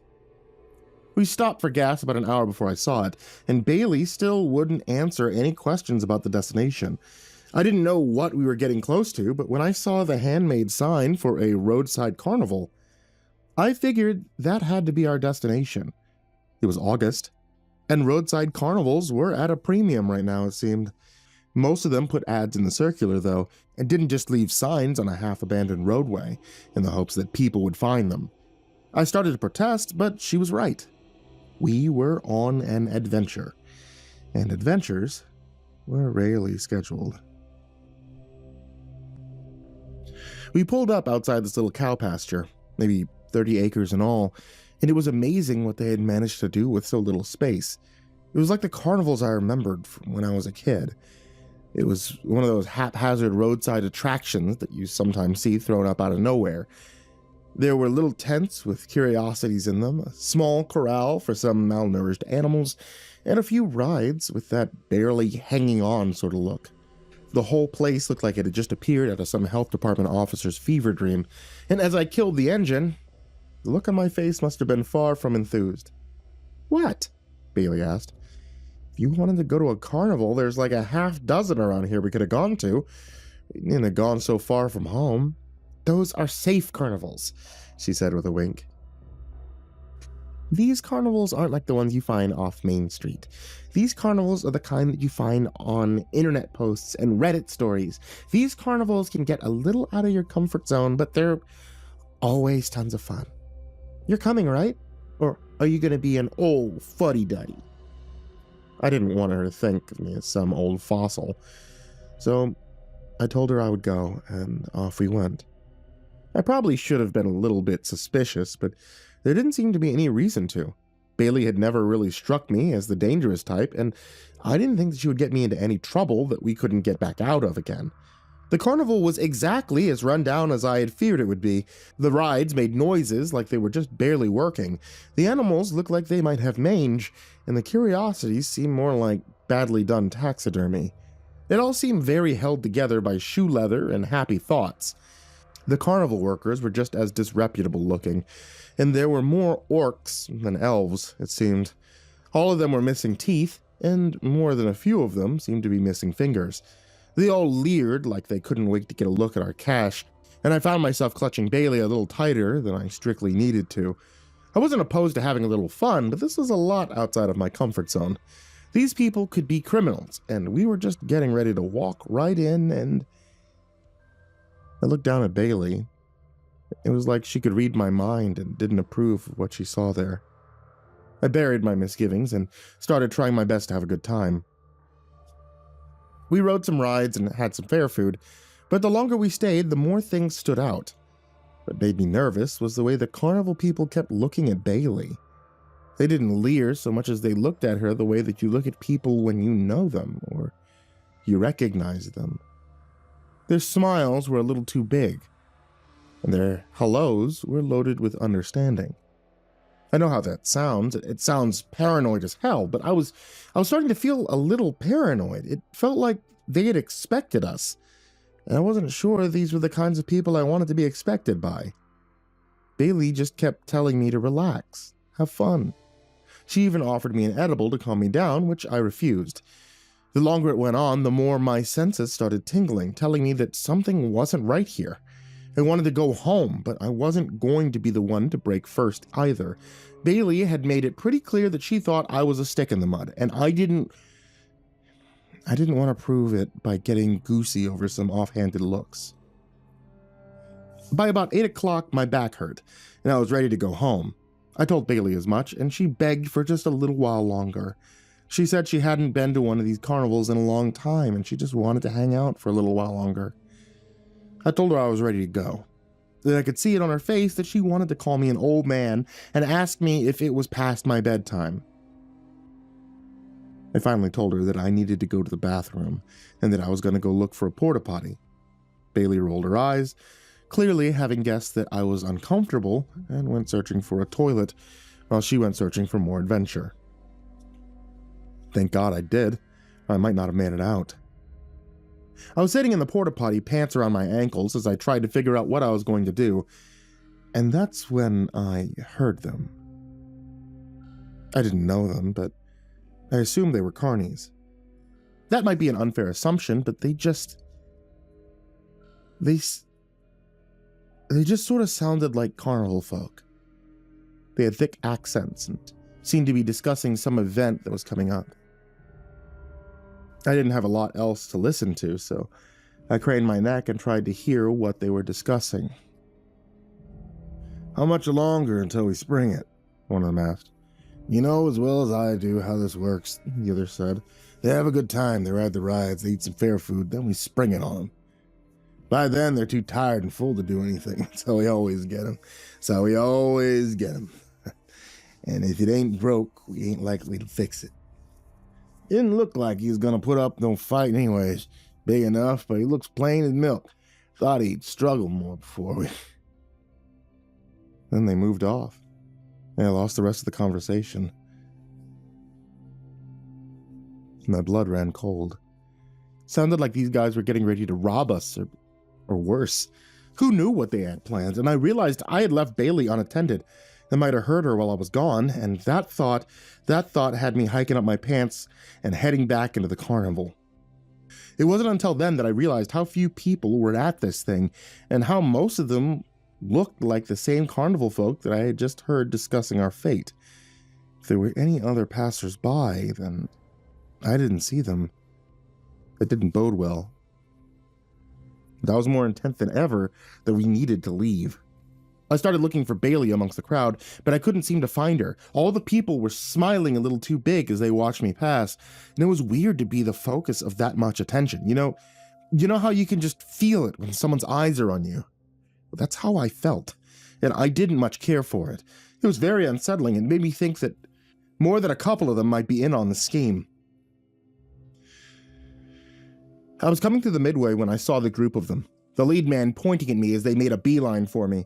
Two of them big old bruisers and the kind of thing Teamsters usually wear on mob shows. They were making their approach, trying to look casual, but it was all too apparent who they were coming for. Maybe they had already gotten Bailey, but I wasn't going to do any good if they got me too. I ducked between the two stalls, keeping my head low as I tried to get somewhere a little more public. That was made all the harder by the fact that no one else seemed to be here. It was like trying to blend in an empty field, and I finally ducked down behind one of the abandoned Midway booths and tried my best not to be seen. I must have been doing a pretty good job of it because the group went by with a lot of dark mumbling and more than a few glances to see how I eluded them.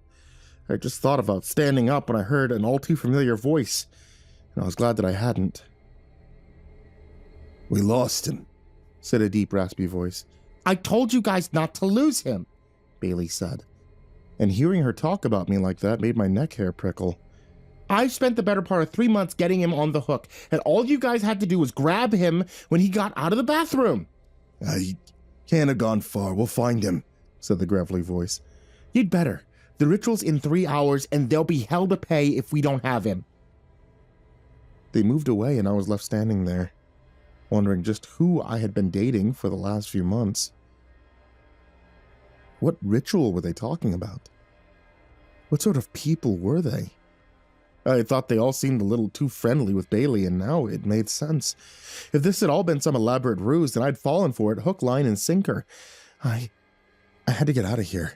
I had to get away before they were able to do whatever it was they were planning to do. A quick peek over the stall showed me that there were only a few carnies at the end of the midway, and they weren't looking in my direction. I stayed low and started making my way around the sides of the booths so that I wouldn't be noticed. Most of them seemed too intent on looking for where I was to see me, and I made it a pretty good distance before I was finally spotted. I had come out near the concession stand smelling the fried Oreos and the funnel cake, and that was when somebody yelled and said they'd found me. "There he is! I found him!" That seemed to fill me with adrenaline, and suddenly I was running for my life. I had to make it to the parking lot. I had to make it to my truck. I had to get out of here while there was still an out here to get to.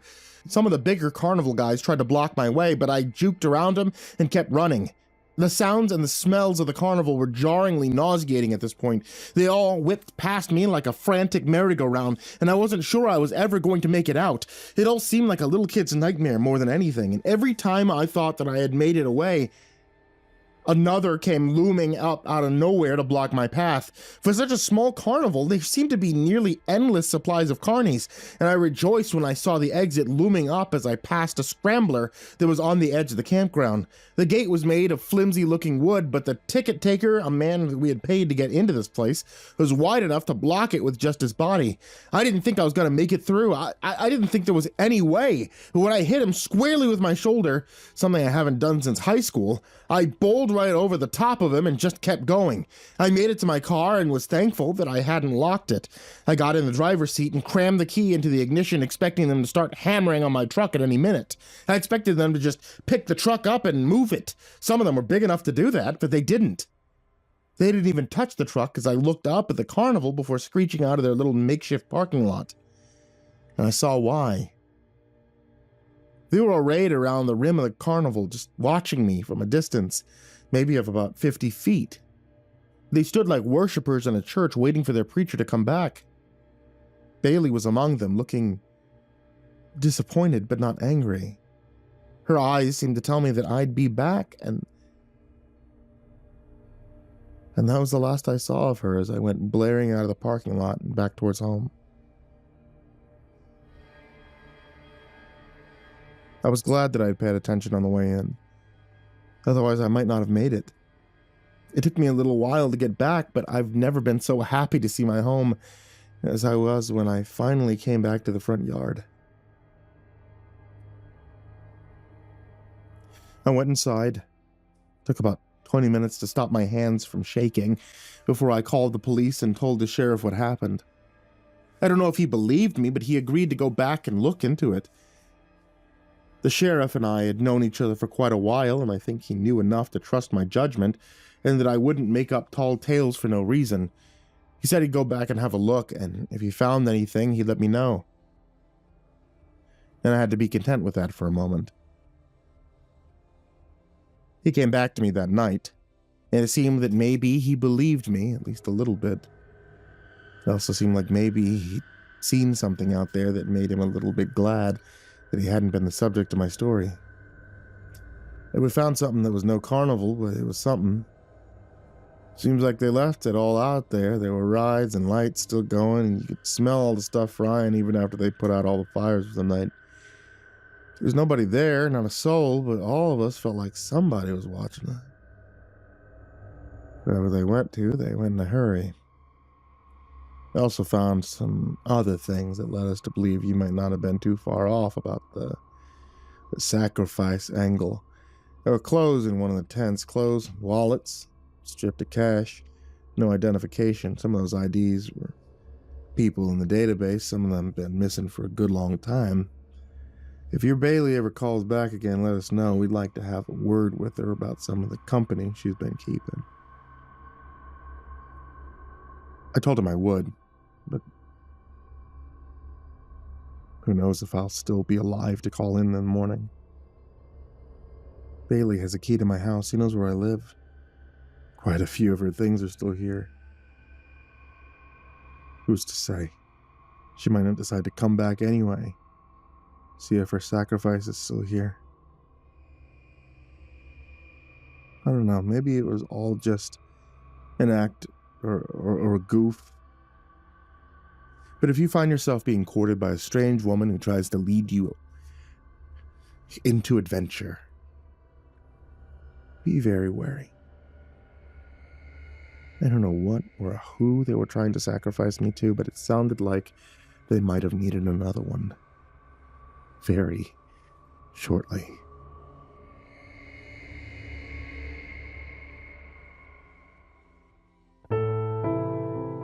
Hey there kids, it's me, Mr. Creepypasta, and before we say goodnight, I just wanted to say thank you so much for watching tonight's video, or for listening to tonight's episode of the podcast, if you were listening to the podcast on Spotify or wherever you get podcasts, or if you're watching the video on YouTube, which is the only place where I post videos. I really appreciated you guys, and I'd appreciate if you hit that thumbs up, you hit the subscribe button, and you hit the bell thing next to the subscribe button.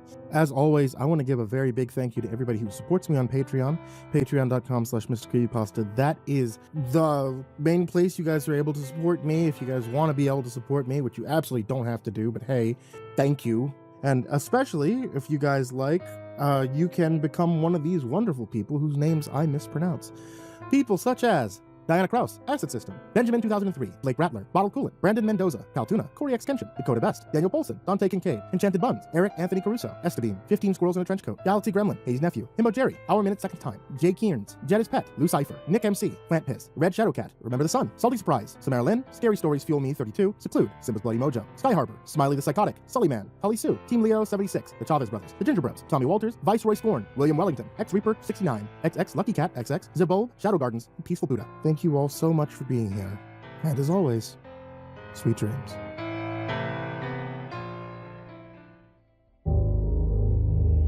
I've been feeling something watching me for weeks. I couldn't have told you what it was, and if it hadn't made its presence known, I probably would have never had a clue. It was early spring, and any time I was out feeding chickens, tending to my goats, or milking cows, I'd sense the presence of something just behind me. I was never foolish enough to let me have a look at it, and that may have led me to believe that it was afraid of me. I'd turn around suddenly on my milking stool or with chicken feed ready to throw in my hand, expecting to see a cat, maybe some kind of stray dog. There was never anything there. It wasn't until about 3 weeks after I had first felt the eyes that I found the dead goat. Myrtle was one of my older goats, an animal I had had since I moved out here after my husband died. She was as good a goat as you could have, pretty good temperament, not what most people would call a butter, and generally pretty amiable as far as goats went. I'd come out to do some milking and check on some kits that had just been born, and she was lying dead right there in the middle of the paddock. The other goats were giving her a wide berth, and it was as if they were also a little afraid to get too close to her. She had been ripped open from throat to groin. and whatever it was had taken a pretty big bite out of her. I didn't really know what to expect. I knew the area I had coyotes, and a lot of problems with feral dogs, but I never had anything like this happen. I called my neighbor, Mr. Ward, big old guy who's been here since just after World War II. He helped me sometimes, and he's been a good neighbor to me since he knows that I'm new at this. He shook his head, said exactly what I'd been thinking. Yeah, looks like coyotes got her. Coyotes? I haven't seen any coyotes around this year. Well, it's still pretty early in the year. Hasn't been really what we would consider spring for more than a couple of weeks. Probably been lying up, not getting far from their den, since most of them have new pups to care for, and food's just starting to wake up for the season. My advice would be to put out repellent. You have any? I told him I had a little left from last year. He shook his head, said that it wouldn't do. He came back about an hour later with a bag of something that stank to high heaven. I asked him what was in it, and he puffed up a little with pride as he told me that it was an old family recipe made out of mothballs, sulfur, black powder, and all sorts of stuff. He said coyotes wouldn't want to get in their nostrils. Coyotes have a very sensitive nose. Most of them will get away from this and not want to come anywhere near your property. I don't think you'll have much of a problem after this. He told me to sprinkle it around outside the property line, and I thanked him as I took the bag and set to work. He wasn't kidding. The stuff was extremely smelly. I was glad once the sack was empty, I could return to my life as it usually occurred. I was sad for the loss of my goat, but I reminded myself that she had been old when I got her. She probably didn't have too many winters left in her. I reminded myself that it wasn't as if it was one of the young goats, ones I just got done spending all that money on. A couple days later, it was like I was living in a sense of deja vu. I came out to the goat pen and found another dead goat, laying there in the middle of the paddock, its throat ripped out, split open from throat to groin. I wonder if Mr. Ward's family recipe was really as potent as it smelled. When I called him to make inquiries, he laughed and said that sometimes that would happen. He said it was nothing to get concerned about, just make sure that I was bringing my goats in at night so that the coyotes would leave them alone. I hated to do it. The goats seemed to enjoy sleeping outside at night, but I figured they would enjoy being alive more. I started bringing my goats in, and for a little while it got better. A few days afterward, I noticed some damage to the side of the building. I knew coyotes liked to dig, but this didn't look like damage from someone digging. It looked like something had tried to make its way through the side of the goat barn, and it had made some pretty good progress. I'd have to replace the wood on the side of the barn if I wanted my goats to stay in, and I went to the hardware store and reinforced it with some sheet metal, and hopefully that would be the end of it. The sense of being watched had never quite gone away, but now it only seemed to get worse. I could catch sight of things out of my peripherals, some kind of strange animal shape that was never far away. I started getting worried that it might be a wolf or some kind of animal with a strange, aggressive disease. You never know when something's going to come up with the mange or with rabies or something, and it's best to be prepared if it should happen. If it were something with rabies, then it might be best to put it down before it bites somebody. Mostly I was worried about it biting me, since my closest neighbor was Mr. Ward. He was over 2 miles to the east. I really didn't want to have to get all those rabies shots that I knew a bite would lead to.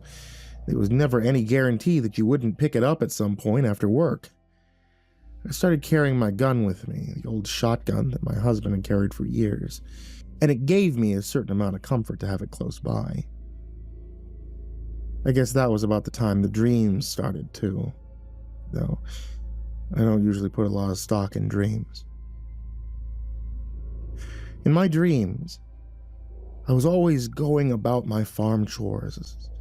Something followed me across my waking hours. It was unlike any animal I'd ever heard of. It had legs that were longer than any animal's should be. Walked around on them most comically as it stopped me across my farm. I never looked behind me.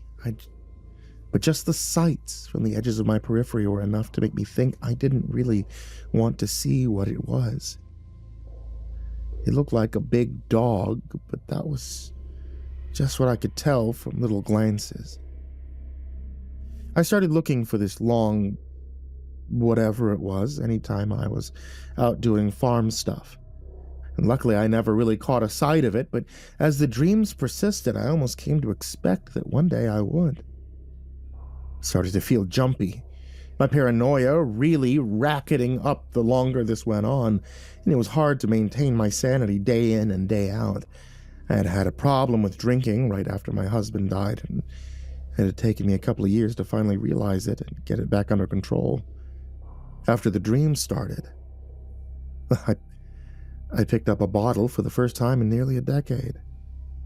And it should have felt like a step backwards, but honestly, it felt just right. Mr. Ward started stopping by more often. I could tell he was a little worried about me, probably thought I was losing it out there on my own. He'd never been one to hover or try to tell me my business, as so many people in the community did. I didn't really mind the extra attention.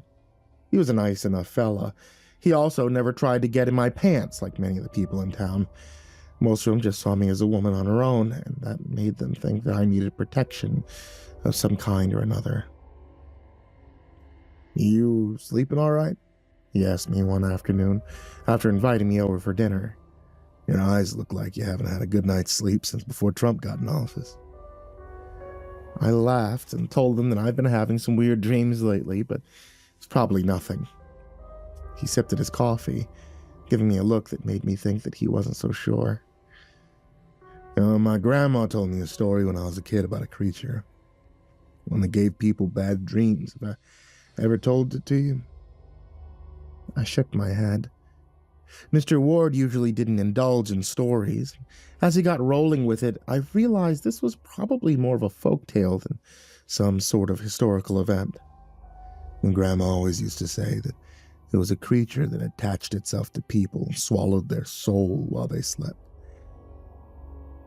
It was called Laramie, or something like that. And it was supposed to be pretty nasty. It took the form of a big dog, some kind of canine, maybe even a coyote. It would continue to attack them in their sleep until there was nothing left. It would stalk them, and eventually it'd either get tired of them or it would drain them dry. I told him it sounded like his grandmother had the same taste in kids' stories that mine did, but he didn't laugh.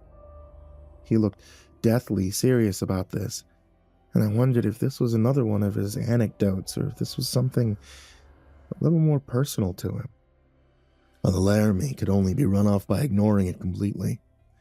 You can't acknowledge that it exists because it feeds on your fear and your trepidation. You have to completely turn your back on it or else it'll find you and it'll take what it wants. I asked him if his family's coyote repellent worked on this thing too. He still didn't laugh. "I take this seriously, girl. I had a great aunt that my grandmother claimed was drained dry by the Laramie.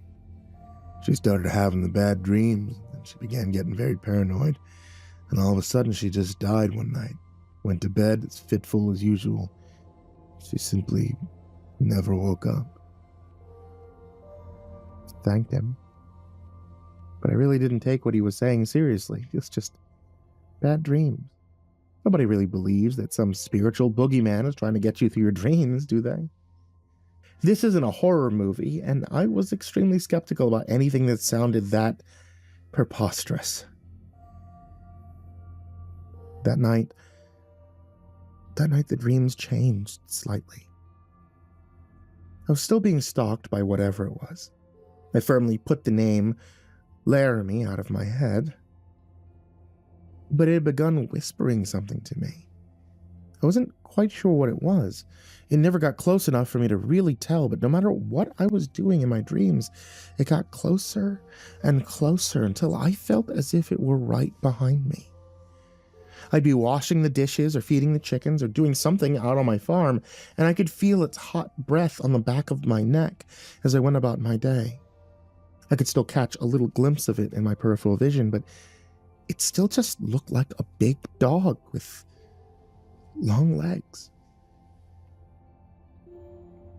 Now that it was closer, I could tell it was probably a coyote, but it still had those huge noodle legs that it walked around on like some kind of deranged children's drawing.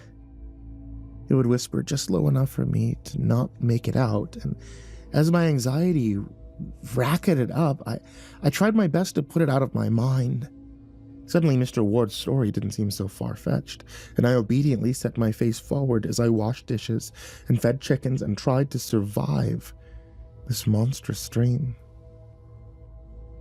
It went on like that for 3 or 4 nights, the Laramie now in my mind at all times, whether I wanted to think of it or not. It would come to me and whisper in my dreams, and I would try my best not to acknowledge it. I'd turn my face away, I'd keep it forward, not looking left or right, so as not to let it know that I had ever seen it. Each dream seemed to last 1,000 days, and I really believed that I would go crazy before it ended. And then, on the last night that I saw the creature, it changed yet again. It was coming around to the side of me and not fully letting me see it, but letting me know it was there. It wasn't whispering anymore either. It was saying my name out loud, letting me hear it. It had never done this before. It had always whispered, and for it to be all but shouting my name at me made me even more nervous. I didn't know what to do. I just kept ignoring it and kept acting like it didn't exist. As the night went on, it seemed to get more and more agitated, and instead of saying it, it started yelling my name in this deep, guttural voice. It sounded like a dog trying to bark someone's name, and it sent every hair on my body standing on end. I dropped a plate while I was washing dishes and had to slowly bend down to pick up the pieces while the creature capered around me, just out of sight. I was shaking near the end, certain that I was about to go insane, and when it shouted my name, it took everything I had not to jump or flinch or show it any sign that I had heard it at all. I could feel my lips trembling, and my face getting ready to break into a scream, and then, as suddenly as it began, the dream ended. I was sitting on my bed, sweat standing out on my body, but it was the last night I ever saw the creature. I told Mr. Ward about it, and he said that I had gotten very lucky. He said most people don't survive their encounter with the Laramie, and that I should be very careful of it in the future. It hasn't been back since, but sometimes I feel myself being watched in my dreams, and I wonder if it's waiting just on the edge of my vision, trying to see if I'll notice it once again.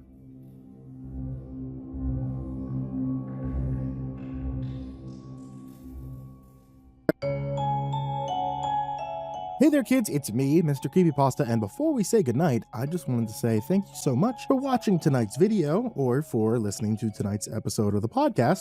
As always, I want to give a very big thank you to everybody who supports me on Patreon, patreon.com/MrCreepypasta. That is the main place you guys are able to support me if you guys want to be able to support me, which you absolutely don't have to do, but hey, thank you for,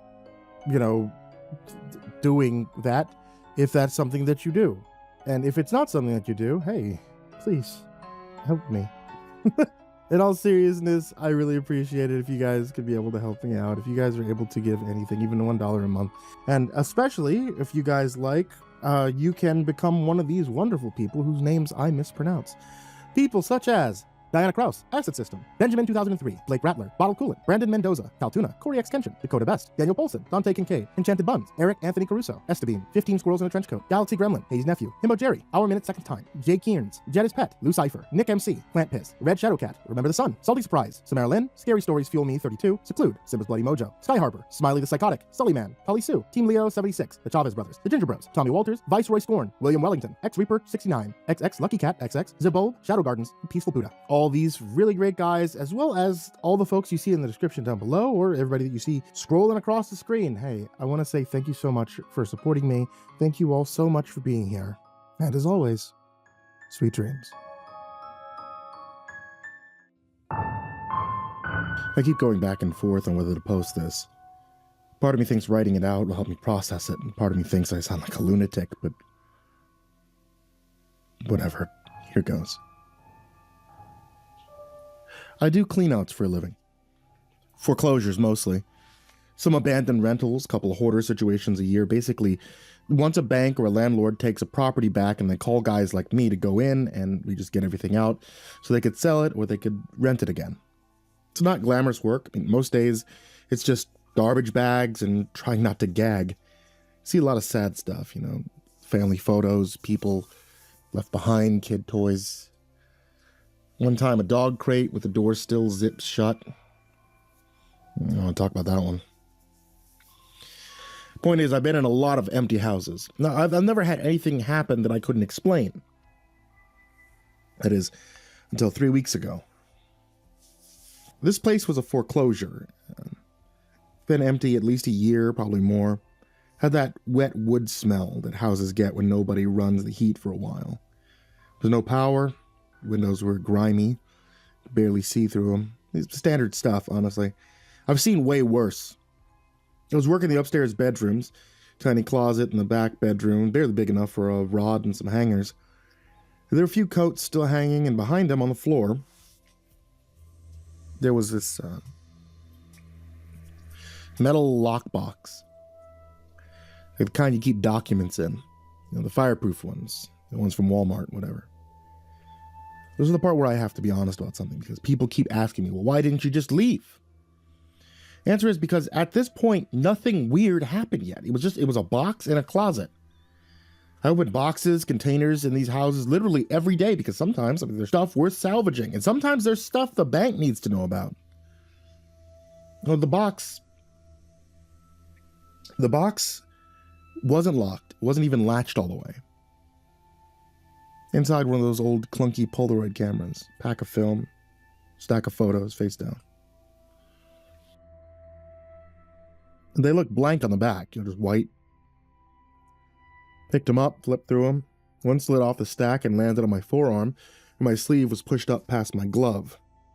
Except it didn't land, it stuck, flat against my skin, stuck like a sticker or like wet paper, except it wasn't wet.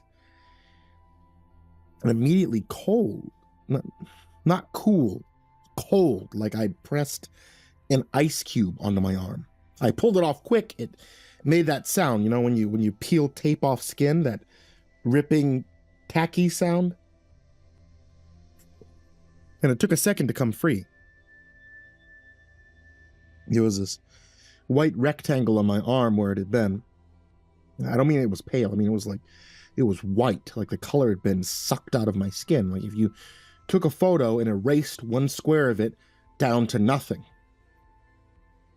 I was still looking at that, trying to figure out what the hell, when I noticed the photo in my other hand, it was changing. It was developing. Whatever the word is, when a Polaroid goes from blank to showing an image, except what it was showing was skin. It was showing my skin. I could see the freckle that I have near my elbow. It was my arm. And right in the middle of the image was this dark square shape. I looked at my arm. I looked at the photo. It was the same spot. Then my arm started hurting. Not like a cut or a sting, more like, okay, when you press your thumb really hard into a muscle and you hold it, that ache, but in a spot where there was no reason for it to hurt. The white rectangle on my skin started going purple while I watched, not spreading out like a bruise normally does. It's like filling in. The color was filling in from the edges towards the center, staying perfectly inside the rectangle shape, like something was coloring it in from underneath. I put the photo down on the floor and pain didn't stop. The photo finished developing and it showed my arm with the bruise. The same shape, same size, same location, like it had taken a picture of something that hadn't happened yet, and then it made it happen. I left. Okay, I want to say that I was calm about it, but honestly, I walked out fast. Didn't run, but I definitely wasn't casual about it. So the next morning, the bruise looks like it's been there for days, right? Dark in the middle, tender when I pressed on it. Perfectly rectangular, which I shouldn't have to tell you is not how bruises work.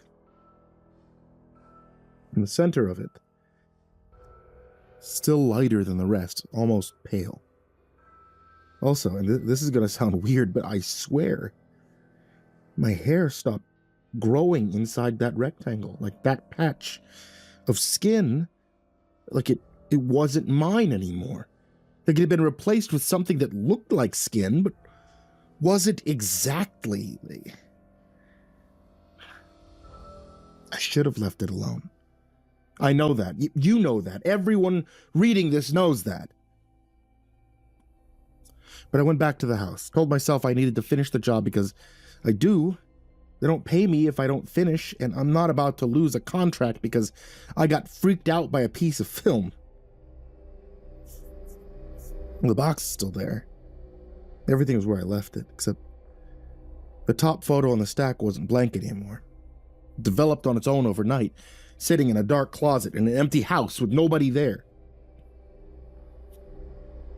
The image was the closet floor, the box, and a hand reaching for it. My hand, from earlier. But the angle was wrong. It was taken from inside the closet, from up high, like from the shelf above the rod, looking down at me opening the box. Nothing was on that shelf. I checked when I first found the box. There was nothing up there. I picked the photo up. I had my work gloves on this time because I'm dumb, but I'm not that dumb. And it twitched. I need you to understand what I mean. I don't mean that it moved because my hand was shaking. I mean the photo itself spasmed like a muscle, like something alive. One quick twitch, and then still again. The image started getting darker while I held it. The shadows in the closet in the picture were getting deeper. The inside of the box going black, way blacker than it should have been. And then something leaned forward out of that darkness in the photo. It was not a face. That's what everyone asks me. Was it a face? No, it was more like a face-shaped dark spot, like if darkness had layers and something pushed through from behind. My bruise lit up, felt like someone put a cigarette out on my arm. I dropped the photo, I yanked my glove off because my palm was burning now too. Red rectangle in the center of my palm. Same size as the photo edge, right where my fingers gripped it through the glove. So obviously, I took the whole box home. Yeah, I know. I don't have a good explanation for why I did that, except that I think I was already past the point of making smart decisions. I think when something impossible happens to you, your brain just kind of, it stops running the, is this a good idea program? It starts running the, I need to understand this program, and you do stupid things. Kitchen table, I dump everything out. Camera, film, stack of photos. I'm just sitting there staring at it like it's going to explain itself. So the camera clicks. My hands were on my lap. I wasn't touching it. It clicked by itself. The mechanical sound of a Polaroid taking a picture, and then the motor noise, then a photo slid out of the front. Slid across the table, stopped right in front of me. I don't mean it traveled because the table was tilted. My table isn't tilted. It slid across a flat surface and it stopped in front of me like someone pushed it. I didn't pick it up. I just sat there and I watched it develop. It was me, sitting at my kitchen table from across the room, like from the doorway to the living room. In the picture, my left hand was up. There was a black square on my palm. Not the red mark that was actually there, it was black. like a hole. My real hand started burning deep, not surface level, like the pain was coming from inside my hand, from the bones or the tendons or whatever is in there. I ran to the sink. I held it under the cold water. It didn't help at all. I watched the skin on my palm go white, then red, and then this dark, angry color, perfect square edges like it was printed on me. The camera was pointed at me from the table. The lens was facing me. I had dumped it out randomly, and somehow it landed pointed right at my chair, or it moved. I don't know. I grabbed oven mitts, shoved the camera in a metal trash can, and dumped all the film and photos in after it. And I put the lid on top, and I wrapped the whole thing in packing tape, took it to the garage. Felt like I was disposing of a body or something. Went to urgent care for my hand. The nurses wrapped it up, asked what I touched. I said I touched an old camera. She gave me this look like she wanted to ask for more, but didn't. They gave me burn cream and they sent me home. And that night I woke up because I heard it.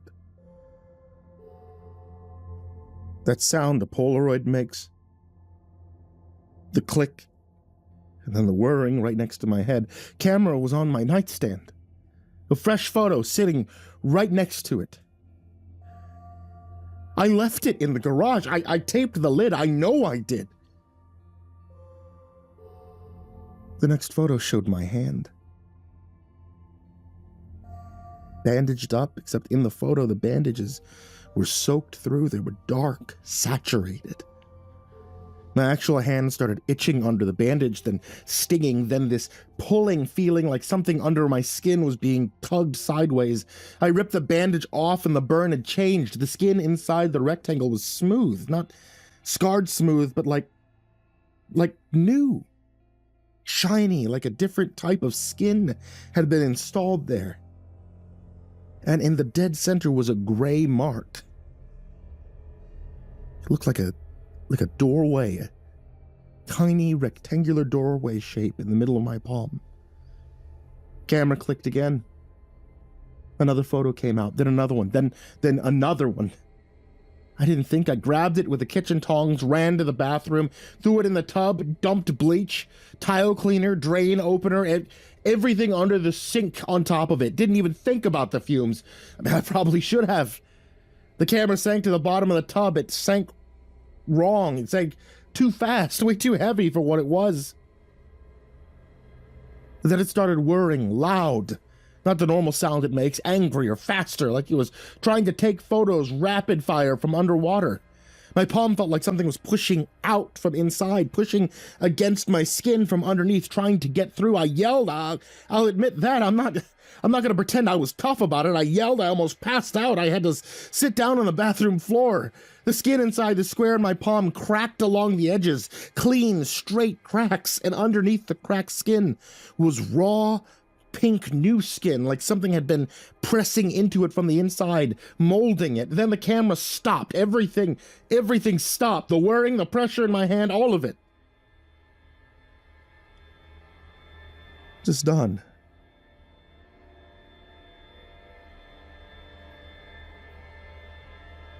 I left everything in the tub for 3 days.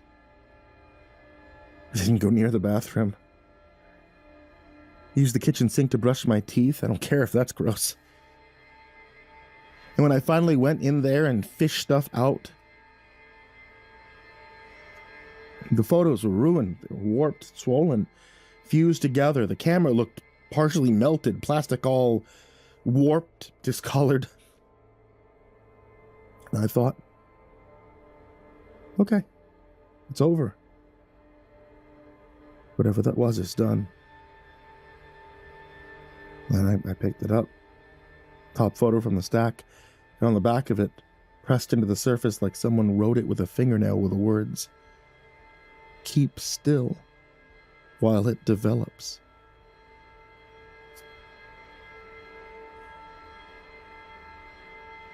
That night, my phone wouldn't unlock. Face ID wouldn't work. I tried the passcode, tried fingerprint.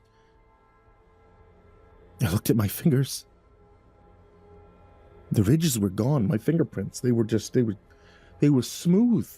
Both hands, all 10 fingers, smooth like paper, like photo paper. It's been a few weeks now. Nothing else has happened. The rectangle scar on my palm is still there. Skin inside still feels different, tighter, thinner. It's cold sometimes randomly, like really cold. Same cold I felt in that first photo stuck to my arm. My fingerprints still haven't come back. I had to set up a new passcode for everything. Couldn't even log into my banking app for 3 days. Try explaining to your bank that you need a password reset because a haunted camera stole your fingerprints. You can't. You just say you forgot it. I don't know what was in that camera. I don't know what it was trying to do to me. I don't know if that gray doorway shape on my palm is what I think it is. But sometimes at night my hand gets cold in that spot. It feels like something on the other side's pressing back. Waiting for another picture. So yeah, don't touch old Polaroids you find in an empty house, because whatever's on the other side of that film doesn't just take pictures, it takes prints.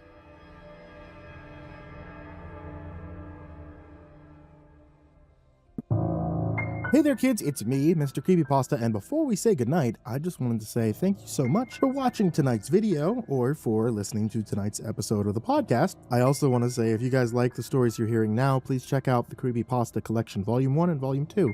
They're available now on Amazon, they're available at Barnes & Noble, they're available wherever you like to get books. They're some of the best authors I've worked with over the years, some of my absolute favorite authors, and some of my friends. So I'd appreciate it if you guys check those things out. There's also an audiobook that I wasn't involved with. I don't know why Simon & Schuster did that, but they did. So you can check that out too, if you'd like listening to books, but you just don't want to hear me.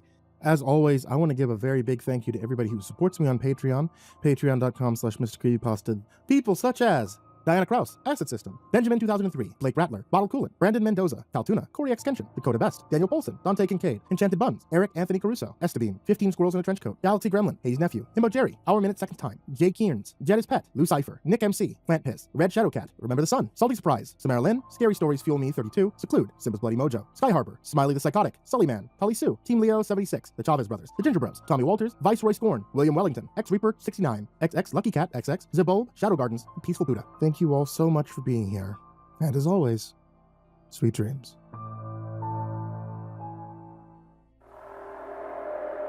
Night 4. The station feels wrong in a way I can't articulate. The fluorescent lights hum at a frequency that makes my teeth ache. Coffee tastes like copper. When I walked in for my shift, Morrison looked up from his desk, smiled, went back to his paperwork without saying a word. Not unusual, except Morrison always asks about the weather, always. For 3 years, every single shift. How's it looking out there, Harper? Today, nothing. Dale's at his desk typing with mechanical precision. His posture's too straight, his movements too measured. I tried to talk to him when I came in, ask him if he wanted to grab lunch later. He looked at me with eyes that didn't quite focus and said, I don't know you. Then he went back to typing.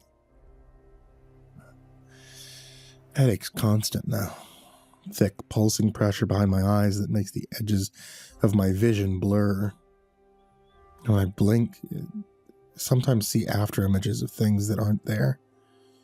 A tall figure standing in the corner, a hand reaching for my shoulder, shape of someone's face, pressed against the window. Watching. I've been staring at the same incident report for 20 minutes. The words keep sliding off the page. At 14:37, my phone rang. I didn't recognize the number, but the area code was local. I almost didn't answer. My hand was shaking when I picked it up. Harper! The voice was tight with fear. Thomas Ockpick. I need to talk to you, not at the station. Can you meet me? Thomas, what's wrong? Not on the phone. His breathing was ragged. The old fish camp, north of town. The one by Otter Creek, you know it. I did. Abandoned for years, just a few rotting shacks on the ice. All right, yeah, I'll be there in 20 minutes. Come alone, he said. And then quieter. I'm being followed. The line went dead. I grabbed my coat and keys. Auntie was at the dispatch desk when I passed, her fingers moving across the keyboard with that same unnatural fluidity. She looked up as I walked by, her smile too wide, showing too many teeth.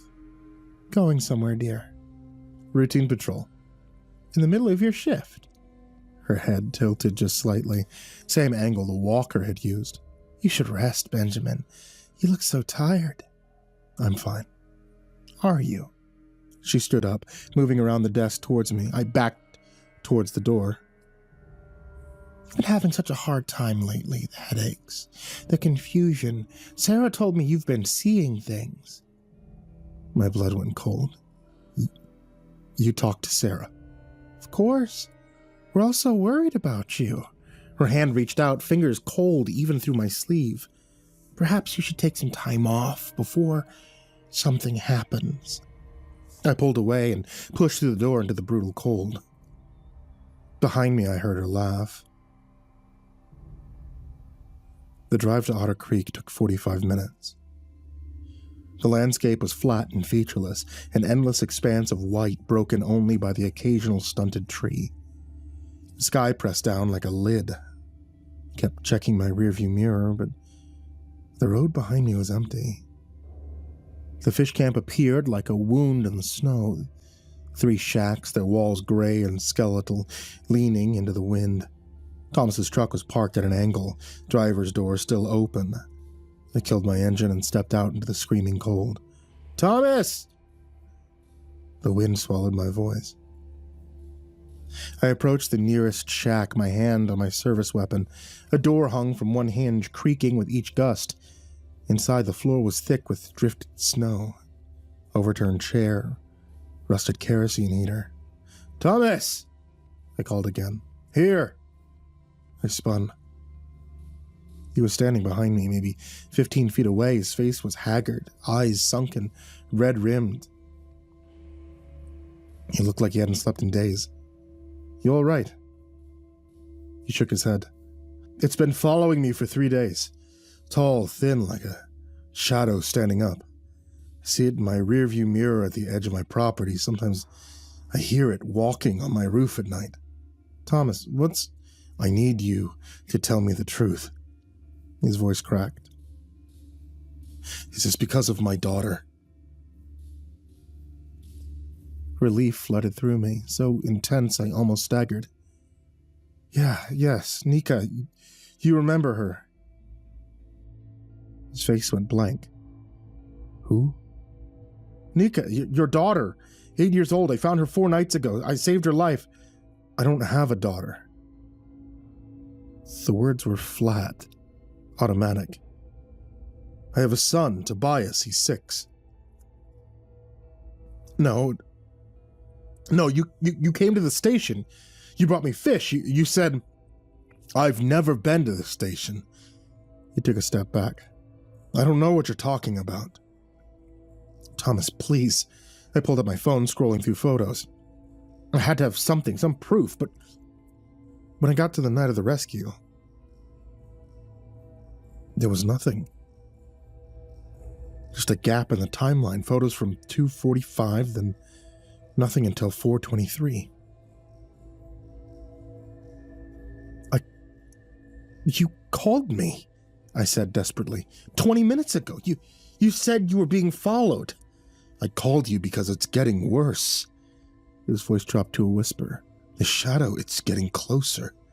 Last night, it stood in my bedroom window. I could see its outline against the glass, and Benjamin... He looked at me with naked terror. It was wearing your coat. The cold suddenly felt colder. What are you talking about? Your SAR coat. I could see the patch, your name, Harper B. But the letters were backwards. He was shaking now. What did you do? What did you bring back with you? I saved a little girl, I said, my voice low and steady. Your daughter. I don't have a daughter. The scream tore from him as he fumbled for his car door handle, his eyes wide with pure terror. I've never had a daughter. Get away from me. He pushed my hand away. He got into the car and shut the door. The engine started. He drove off down the street. The taillights shrank in the dark and then were gone. I took a step forward, plea on my lips, but a hand fell on my shoulder, its grip firm and final. I turned. Dale was standing there, smiling, that same warm, vacant smile I'd seen on my family, on Morrison, on everyone. Hi, Ben. His voice was too loud, too cheerful. What are you doing all the way out here? Dale? My heart was hammering. How did you... When did you... I was checking the nets. Caught some nice car today. He gestured towards the third shack. Want to see?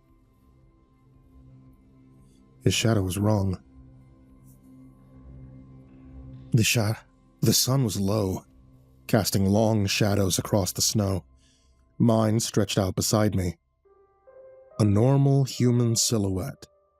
But Dale's was too tall, too thin, stretching back towards the shack in a shape that didn't match his body.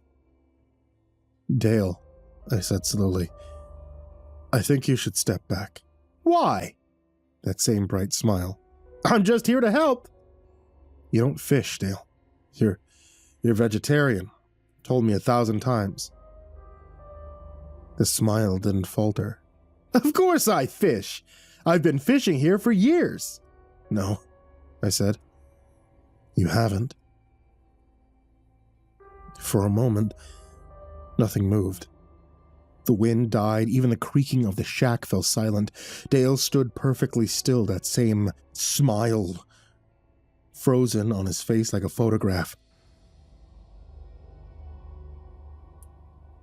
Then his head tilted. Slowly, mechanically, the exact angle the walker had used. You should go home, Benjamin, he said. The voice was still Dale's, but layered underneath was something else, something that sounded like wind through empty buildings. Your family misses you. That's not my family. Isn't it? The head tilted further, past any natural range of motion. Sarah's making dinner. The kids are doing homework. Everything is exactly as it should be. You're the one who's wrong. You're the one who doesn't fit. Behind him, the shadow elongated, stretched. The sunlight seemed to bend around it, creating a void in the shape of a person. I reached for my service weapon, but my hand was shaking too badly to draw it. Dale, if you're still in there... I'm fine, he said, his voice still bright. Better than fine. I don't have that headache anymore. I don't have those nightmares. I'm not afraid. The smile widened. You could be like this too, Benjamin. No more pain, no more fear, just peace. That's not peace, I whispered. That's nothing. The thing wearing Dale's face took a step closer. In the direct light, I could finally see what Thomas had seen. The skin wasn't quite right. Too smooth, too uniform, like someone had painted over a surface that was never meant to hold paint. And underneath, where the shadow met the snow, there was no texture, there was no depth. Just a flat, absolute black. I grabbed the flashlight from my belt and shone it directly at Dale's face. For a fraction of a second, the light passed through him. I could see the shack behind, the gray wood visible through his chest like he was made of smoke, and then he solidified again, but the smile was gone. His face had gone slack, features settling into something smooth and featureless. The mouth was too wide, the eyes too far apart. You looked, it said in a voice that was no longer Dale's. Rule 2. You're not supposed to look. It's 2 in the afternoon, I said, backing towards my truck. Rules only apply after 3 a.m. The thing that wasn't Dale laughed. It sounded like ice crackling on a frozen lake. The rules changed, Benjamin. When you took the debt, you changed them, and now we can come anytime, anywhere, as long as that ledger needs balancing. Behind it, more figures were emerging from the shacks. Tall, impossibly thin, their shapes, cutting sharp silhouettes against the white expanse, but these weren't shadows. These were people. The man from the third shack, a woman in a parka, an elder with a walking stick. All of them smiling with the same vacant expression, all of them moving with that same fluid, unnatural grace. Dale, I tried one more time. Dale, I know you're in there. You showed me the photo. You remember Nika. You remember the rules. For a moment, something flickered behind those 2 wide eyes. A spasm of recognition, of fear. I looked, Dale whispered. His voice suddenly his own again. Oh God, I looked right at it. It was wearing my mother's necklace, the one I buried with her. I saw it, and I looked, and now... His eyes snapped back to that placid black. The flicker was gone. Dale zones out sometimes, the thing said in that layered, wrong voice.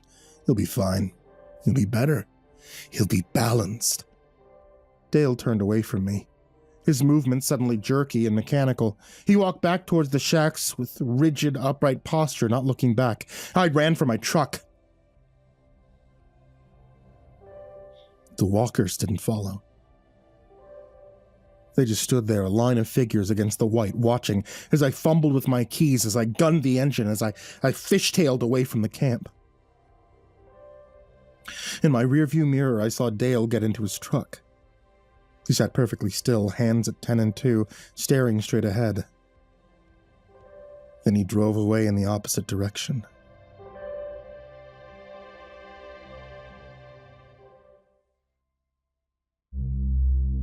I made it back to town at 16:30. The sun was already setting, painting the sky in shades of bruised purple. I didn't go to the station, I went to the library instead. Margaret was at the front desk, stamping books with metronomic precision. When she saw me, her face lit up with that same too-wide smile. "Benjamin, how lovely to see you." I need to see the old SAR records again, from 1956. "Of course, dear." She stood up with impossible fluidity. "Right this way." She led me to the basement. The stairs creaked under our feet. The lights flickered. "You know," she said conversationally, "I've been thinking about our last conversation, about Auntie." "What about her?" "You asked how old she was." Margaret stopped at the bottom of the stairs, turning to face me. In the dim light, I could see that her shadow was too long, stretching back up the stairs in a shape that didn't match her body. "That was very rude, Benjamin. You shouldn't ask elders their age." "Margaret? When did you start working here?" "Oh, I've been here for years." "How many years?" Her smile didn't waver. "Does it matter?" I pushed past her into the archives. The boxes were where I'd left them 4 days ago, but when I opened them, the photos were different. The group photo from 1956, the one with Auntie in the back row. She was gone, just a gap where she should have been, the people on either side standing slightly too far apart. Dedication ceremony, 1968. No Auntie. Wartime civil defense meeting, no Auntie. I went through every box, every file, every photograph. She'd been erased, removed from the record like she'd never existed. Except for one photo. At the bottom of the last box, tucked into an unmarked envelope, was a single black and white photo. It was old, the paper yellowed and brittled. The date on the back read February 3rd. She looked exactly the same. Same gray hair, same smile. The caption on the back was in Russian, but someone had translated it in faded pencil.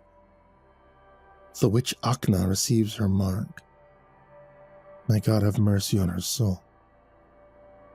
I heard footsteps on the stairs. I shoved the photo in my pocket and turned. Margaret was standing in the doorway, backlit by the stairway lights. Her silhouette was too tall. It was too thin.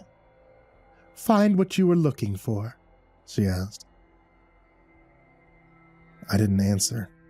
I pushed past her and ran up the stairs. Behind me, I heard her laugh. Her laugh just like Akna. A few more shifts left, Benjamin, she called after me. The ledger is almost balanced.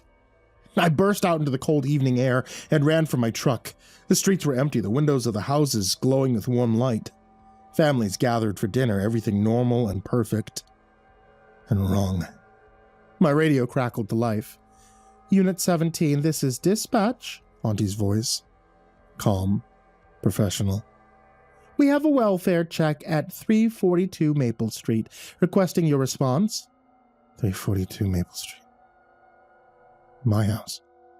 Negative, I said to the radio. I'm off duty.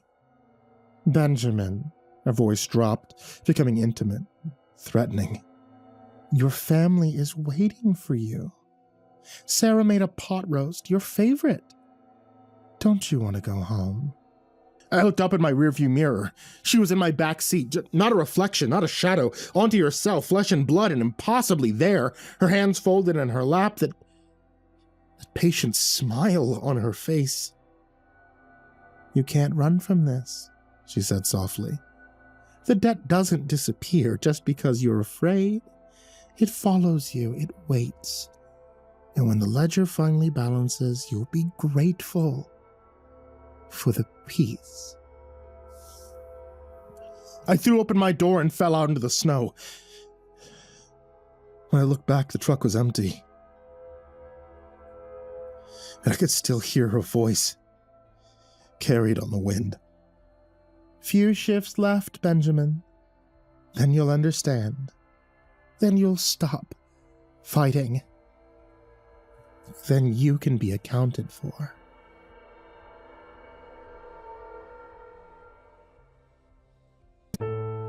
Hey there kids, it's me, Mr. Creepypasta. I just want to say thank you guys for watching tonight's video, listening to tonight's episode of the podcast. Also, I want to give a huge thank you to everybody on this list of Patreons. If you'd like to join this list of names that I frequently mispronounce, you can check the description in the link down below, which I really appreciate because this helps me, one, keep the lights on, and two, helps me pay authors for the stories that you hear on this channel. Also, I want to give a huge thank you to everybody on this list of Patreons. Some of these amazing folks are Diana Kraus, Acid System, Blake Rattler, Brandon Mendoza, Britta Crow, Caltuna, Chicago Hitman, Corey Kenshin, Crusader Chocobo, Dakota Best, Daniel Polson, Dante Kincaid, Enchanted Buns, Estabine, Hades Nephew, Himbo Jerry, Our Minute Seconds Time, Ingegerd Salstrom, Jay Kearns, Jadis Pet, McMog, Mr. Marcus Blitz, Psychomel, Plant Piz, Red Shadow Cat, Remember the Sun, Salty Surprise, Samara Lynn, Seclude, Simba's Bloody Mojo, Sky Harbor, Smiley the Psychotic, Sully Man, Tully Sue, Team Leo 76, The Demented Voice in Your Head, The Chavez Brothers, The Ginger Bros, Tommy Walters, Viceroy Scorn, William Wellington, Your Bro Keegan, Zabub, and Shadow Gardens. A huge thank you to you guys, everybody who shows up in the description down below, and honestly, anybody who can pledge even just like $1 a month.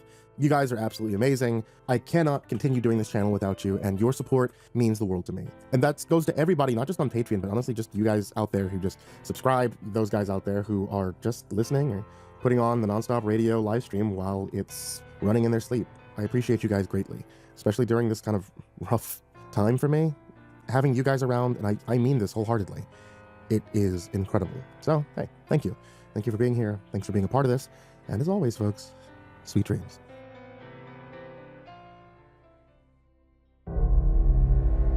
The thing about working search and rescue above the Arctic Circle is that you get comfortable with the silence. With the absence of sound, I mean, there's always wind, there's always the groan of the ice settling. There's always your own breath fogging into the heat lamp beam. I'm in the silence of empty space, miles of it. Kind of makes you understand why the Inupiat, 47 words, different types of darkness. My fourth year at the SAR station.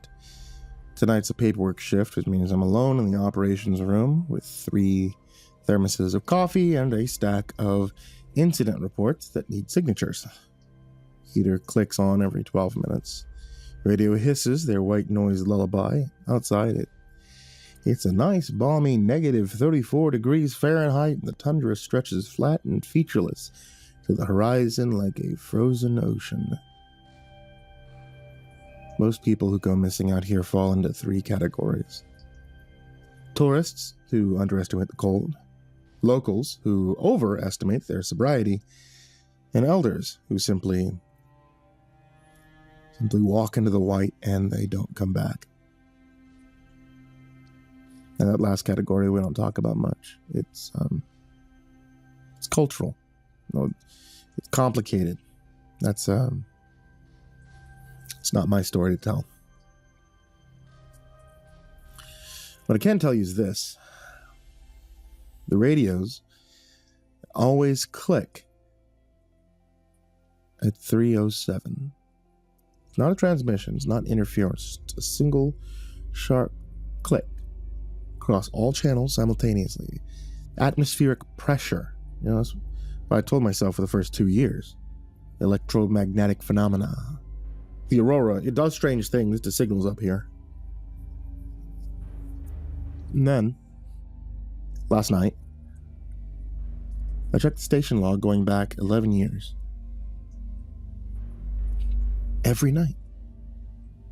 3:07 exactly. Every single night for over 4,000 consecutive days. Man, that's not atmospheric. That's accounting. And last night, after the click, I heard something else. It sound like paper shuffling, like someone flipping through a ledger, running their fingers down a column of names. Last night, I heard them stop on mine. Call came in at 2:47. I was still staring at the logbook, pen frozen in my hand, when the emergency line lit up. A voice I'd recognized, Thomas Ackpick, a whaling captain from Browerville, speaking fast in a mix of English and Inupiaq. His daughter, 8 years old, Nika, she had taken the dog sled out and checked the nets despite being told to wait until morning. The dog came back. Alone. An hour ago. Still in harnesses. Trailing cut traces. I was geared up on my snowmobile within 6 minutes. Before I cleared the gate, Auntie intercepted me. That's what everyone calls her, Auntie. She's not my aunt. Not anyone's aunt, specifically, but she's everyone's auntie in the way that matters. 70-something working SAR before there was a formal SAR. Knows the ice like she knows her own kitchen. She does dispatch now mostly, watches over the younger officers, the intensity of someone who's already buried too many of us. She stood in front of my snowmobile with one hand raised. "You know the rules, Benjamin." I did. Everyone who works out here learns them in the first week. Usually delivered as graveyard shift folklore by veterans with frostbite scars and 1,000-yard stares. Rule 1, don't go out between 3 and 3:14 a.m. unless it is literally life or death. Rule 2, if you see figures in the distance that don't move like animals or people, just don't acknowledge them. Don't look at them directly. Don't call out. They're walkers. They're always there. You just can't usually see them. I nodded. It's 2:49. I'll have her back before 3. Auntie's expression didn't change. She reached into her parka and pulled out a small pouch. Seal leather, stitched with sinew, the kind elders keep their most important things in. "You know the first 2 rules," she said. "Here's the one they don't tell you until you need it." She pressed the pouch into my gloved hand. Inside was something hard and angular, like a piece of carved bone. "If you see yourself ahead of you on the trail," she said. Voice dropped to something barely audible over my idling engine. "Do not catch up.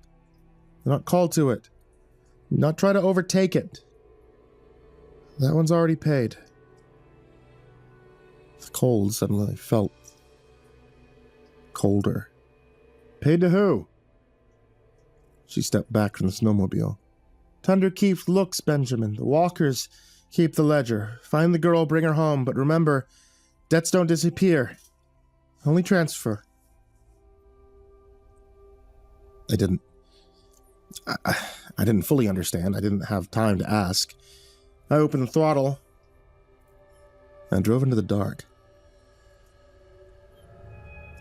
I found Nika at 3:09. By then, I'd already violated Rule 1.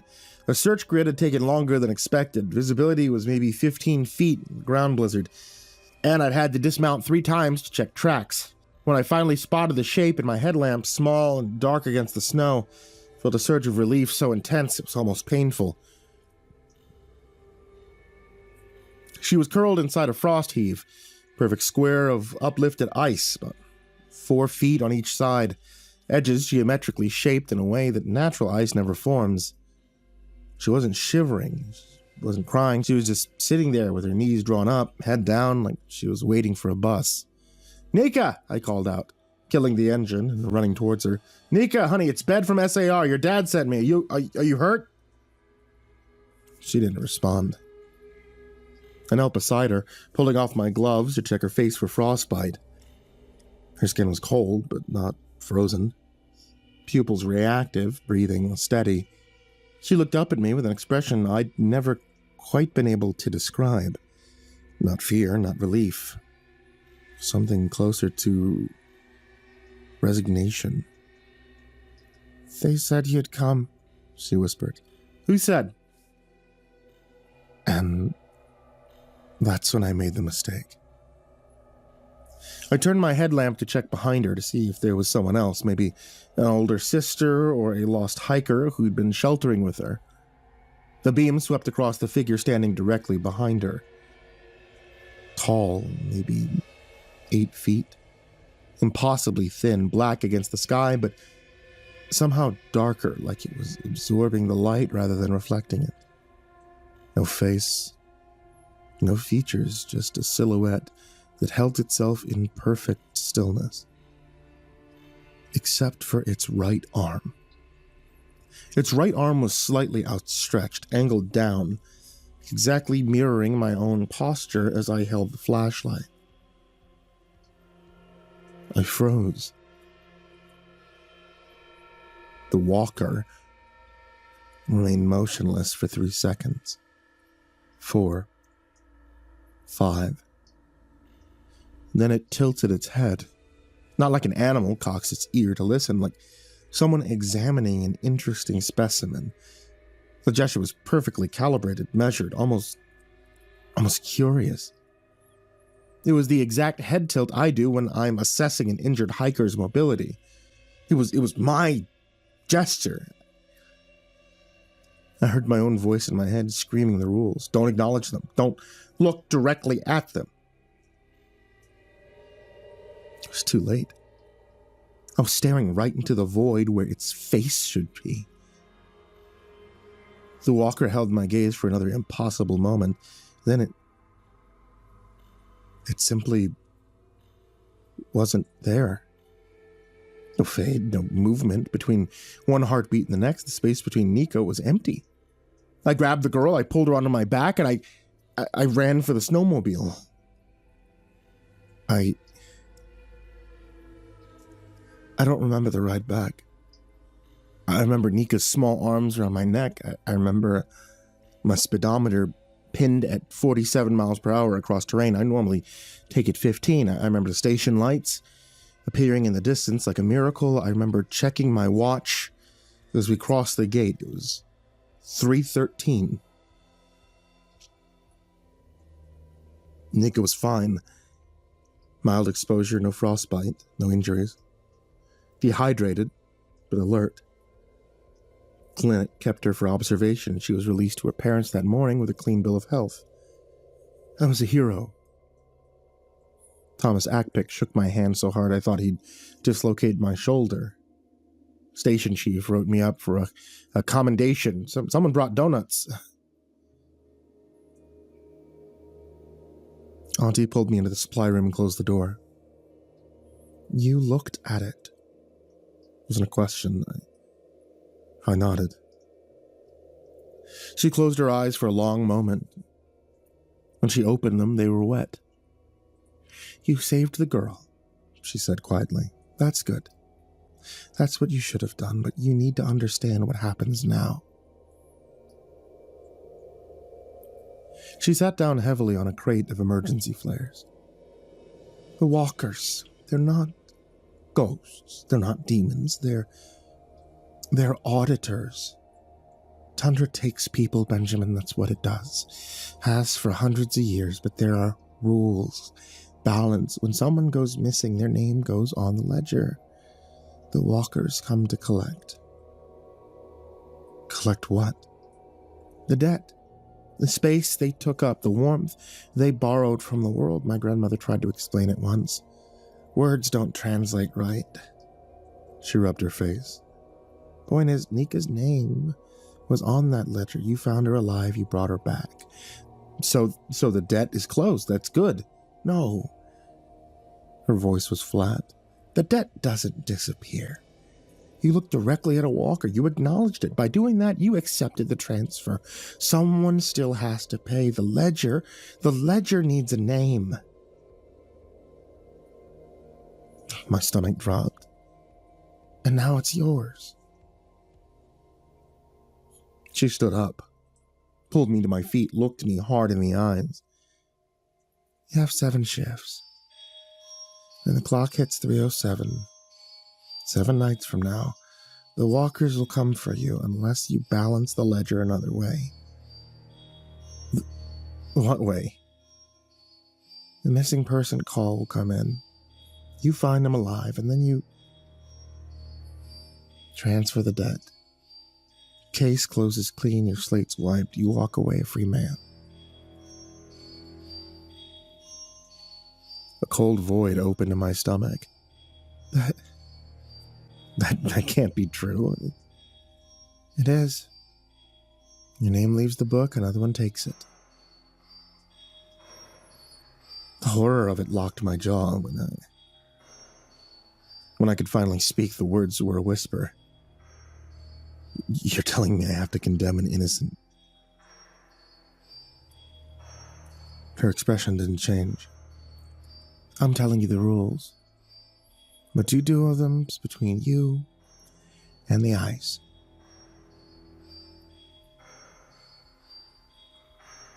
She left me in the supply room with my thoughts, and the distant hum on the refrigerator unit.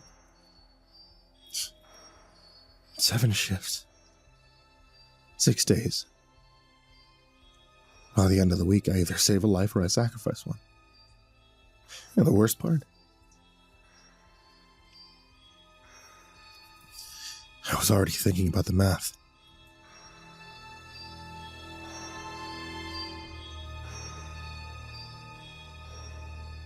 Next night, I drew solo patrol. Routine sweep of the lake road, checking the ice fishing shelters, making sure no one's passed out drunk in their truck. Quiet shift. Empty tundra. The aurora was out, painting the sky in sheets of green, violet. At 3:07, the radio clicked, and the ice beneath my snowmobile vanished. Not broke through, just vanished. Perfect square, 8 feet on each side, open directly underneath me. I killed the engine, threw myself sideways, rolling onto the solid ice as the machine teetered on the edge. The hole wasn't filled with water, it was filled with nothing. Elevator shaft of absolute black dropping into a depth I couldn't measure. The aurora light hit the edge and just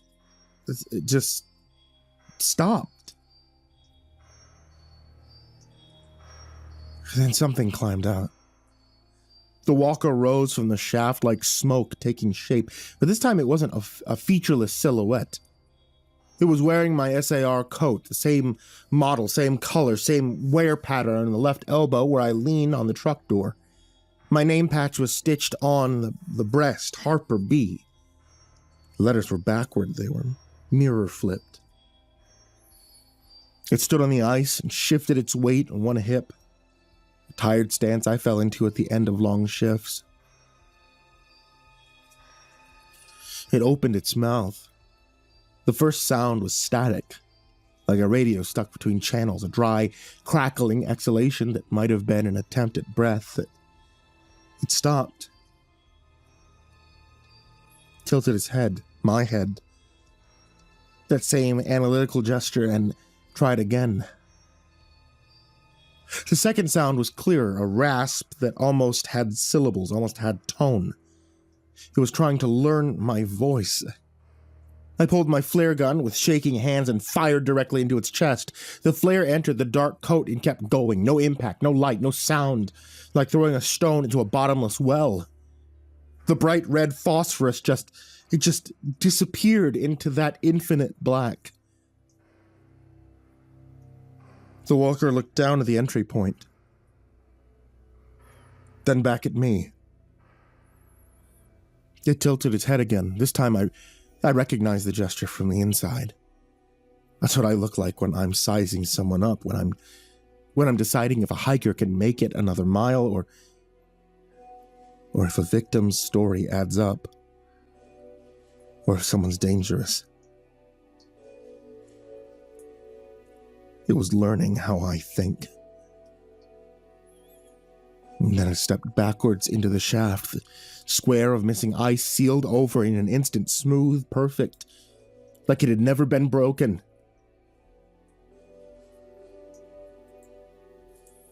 And I sat there for 5 minutes before I could move.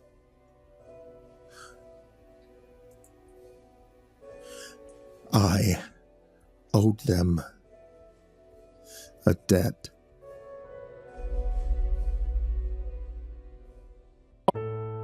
Hey there kids, it's me, Mr. Creepypasta. I just want to say thank you guys for watching tonight's video, listening to tonight's episode of the podcast. Also, I want to give a huge thank you to everybody on this list of Patreons. If you'd like to join this list of names that I frequently mispronounce, you can check the description in the link down below, which I really appreciate because this helps me, 1, keep the lights on, and 2, helps me pay authors for the stories that you hear on this channel. Also, I want to give a huge thank you to everybody on this list of Patreons. Some of these amazing folks are Diana Kraus, Acid System, Blake Rattler, Brandon Mendoza, Greta Crow, Paltuna, Chicago Hitman, Corey Kenshin, Crusader Chocobo, Dakota Best, Daniel Polson, Dante Kincaid, Enchanted Buns, Estebean, Hades Nephew, Himbo Jerry, Our Minute Seconds Time, Ingegerd Solstrom, Jay Kearns, Jadis Pet, McMog, Mr. Marcus Blitz, Psychomel, Plant Piz, Red Shadow Cat, Remember the Sun, Salty Surprise, Samara Lynn, Seclude, Simba's Bloody Mojo, Sky Harbor, Smiley the Psychotic, Sully Man, Tolly Sue, Team Leo 76, The Demented Voice in Your Head, The Chavez Brothers, The Ginger Bros, Tommy Walters, Viceroy Scorn, William Wellington, Your Bro Keegan, Zabub, and Shadow Gardens. A huge thank you to you guys, everybody who shows up in the description down below, and honestly, anybody who can pledge even just like $1 a month. You guys are absolutely amazing. I cannot continue doing this channel without you, and your support means the world to me. And that goes to everybody, not just on Patreon, but honestly just you guys out there who just subscribe, those guys out there who are just listening or putting on the nonstop radio live stream while it's running in their sleep. I appreciate you guys greatly, especially during this kind of rough time for me. Having you guys around, and I mean this wholeheartedly, it is incredible. So, hey, thank you. Thank you for being here. Thanks for being a part of this. And as always, folks, sweet dreams.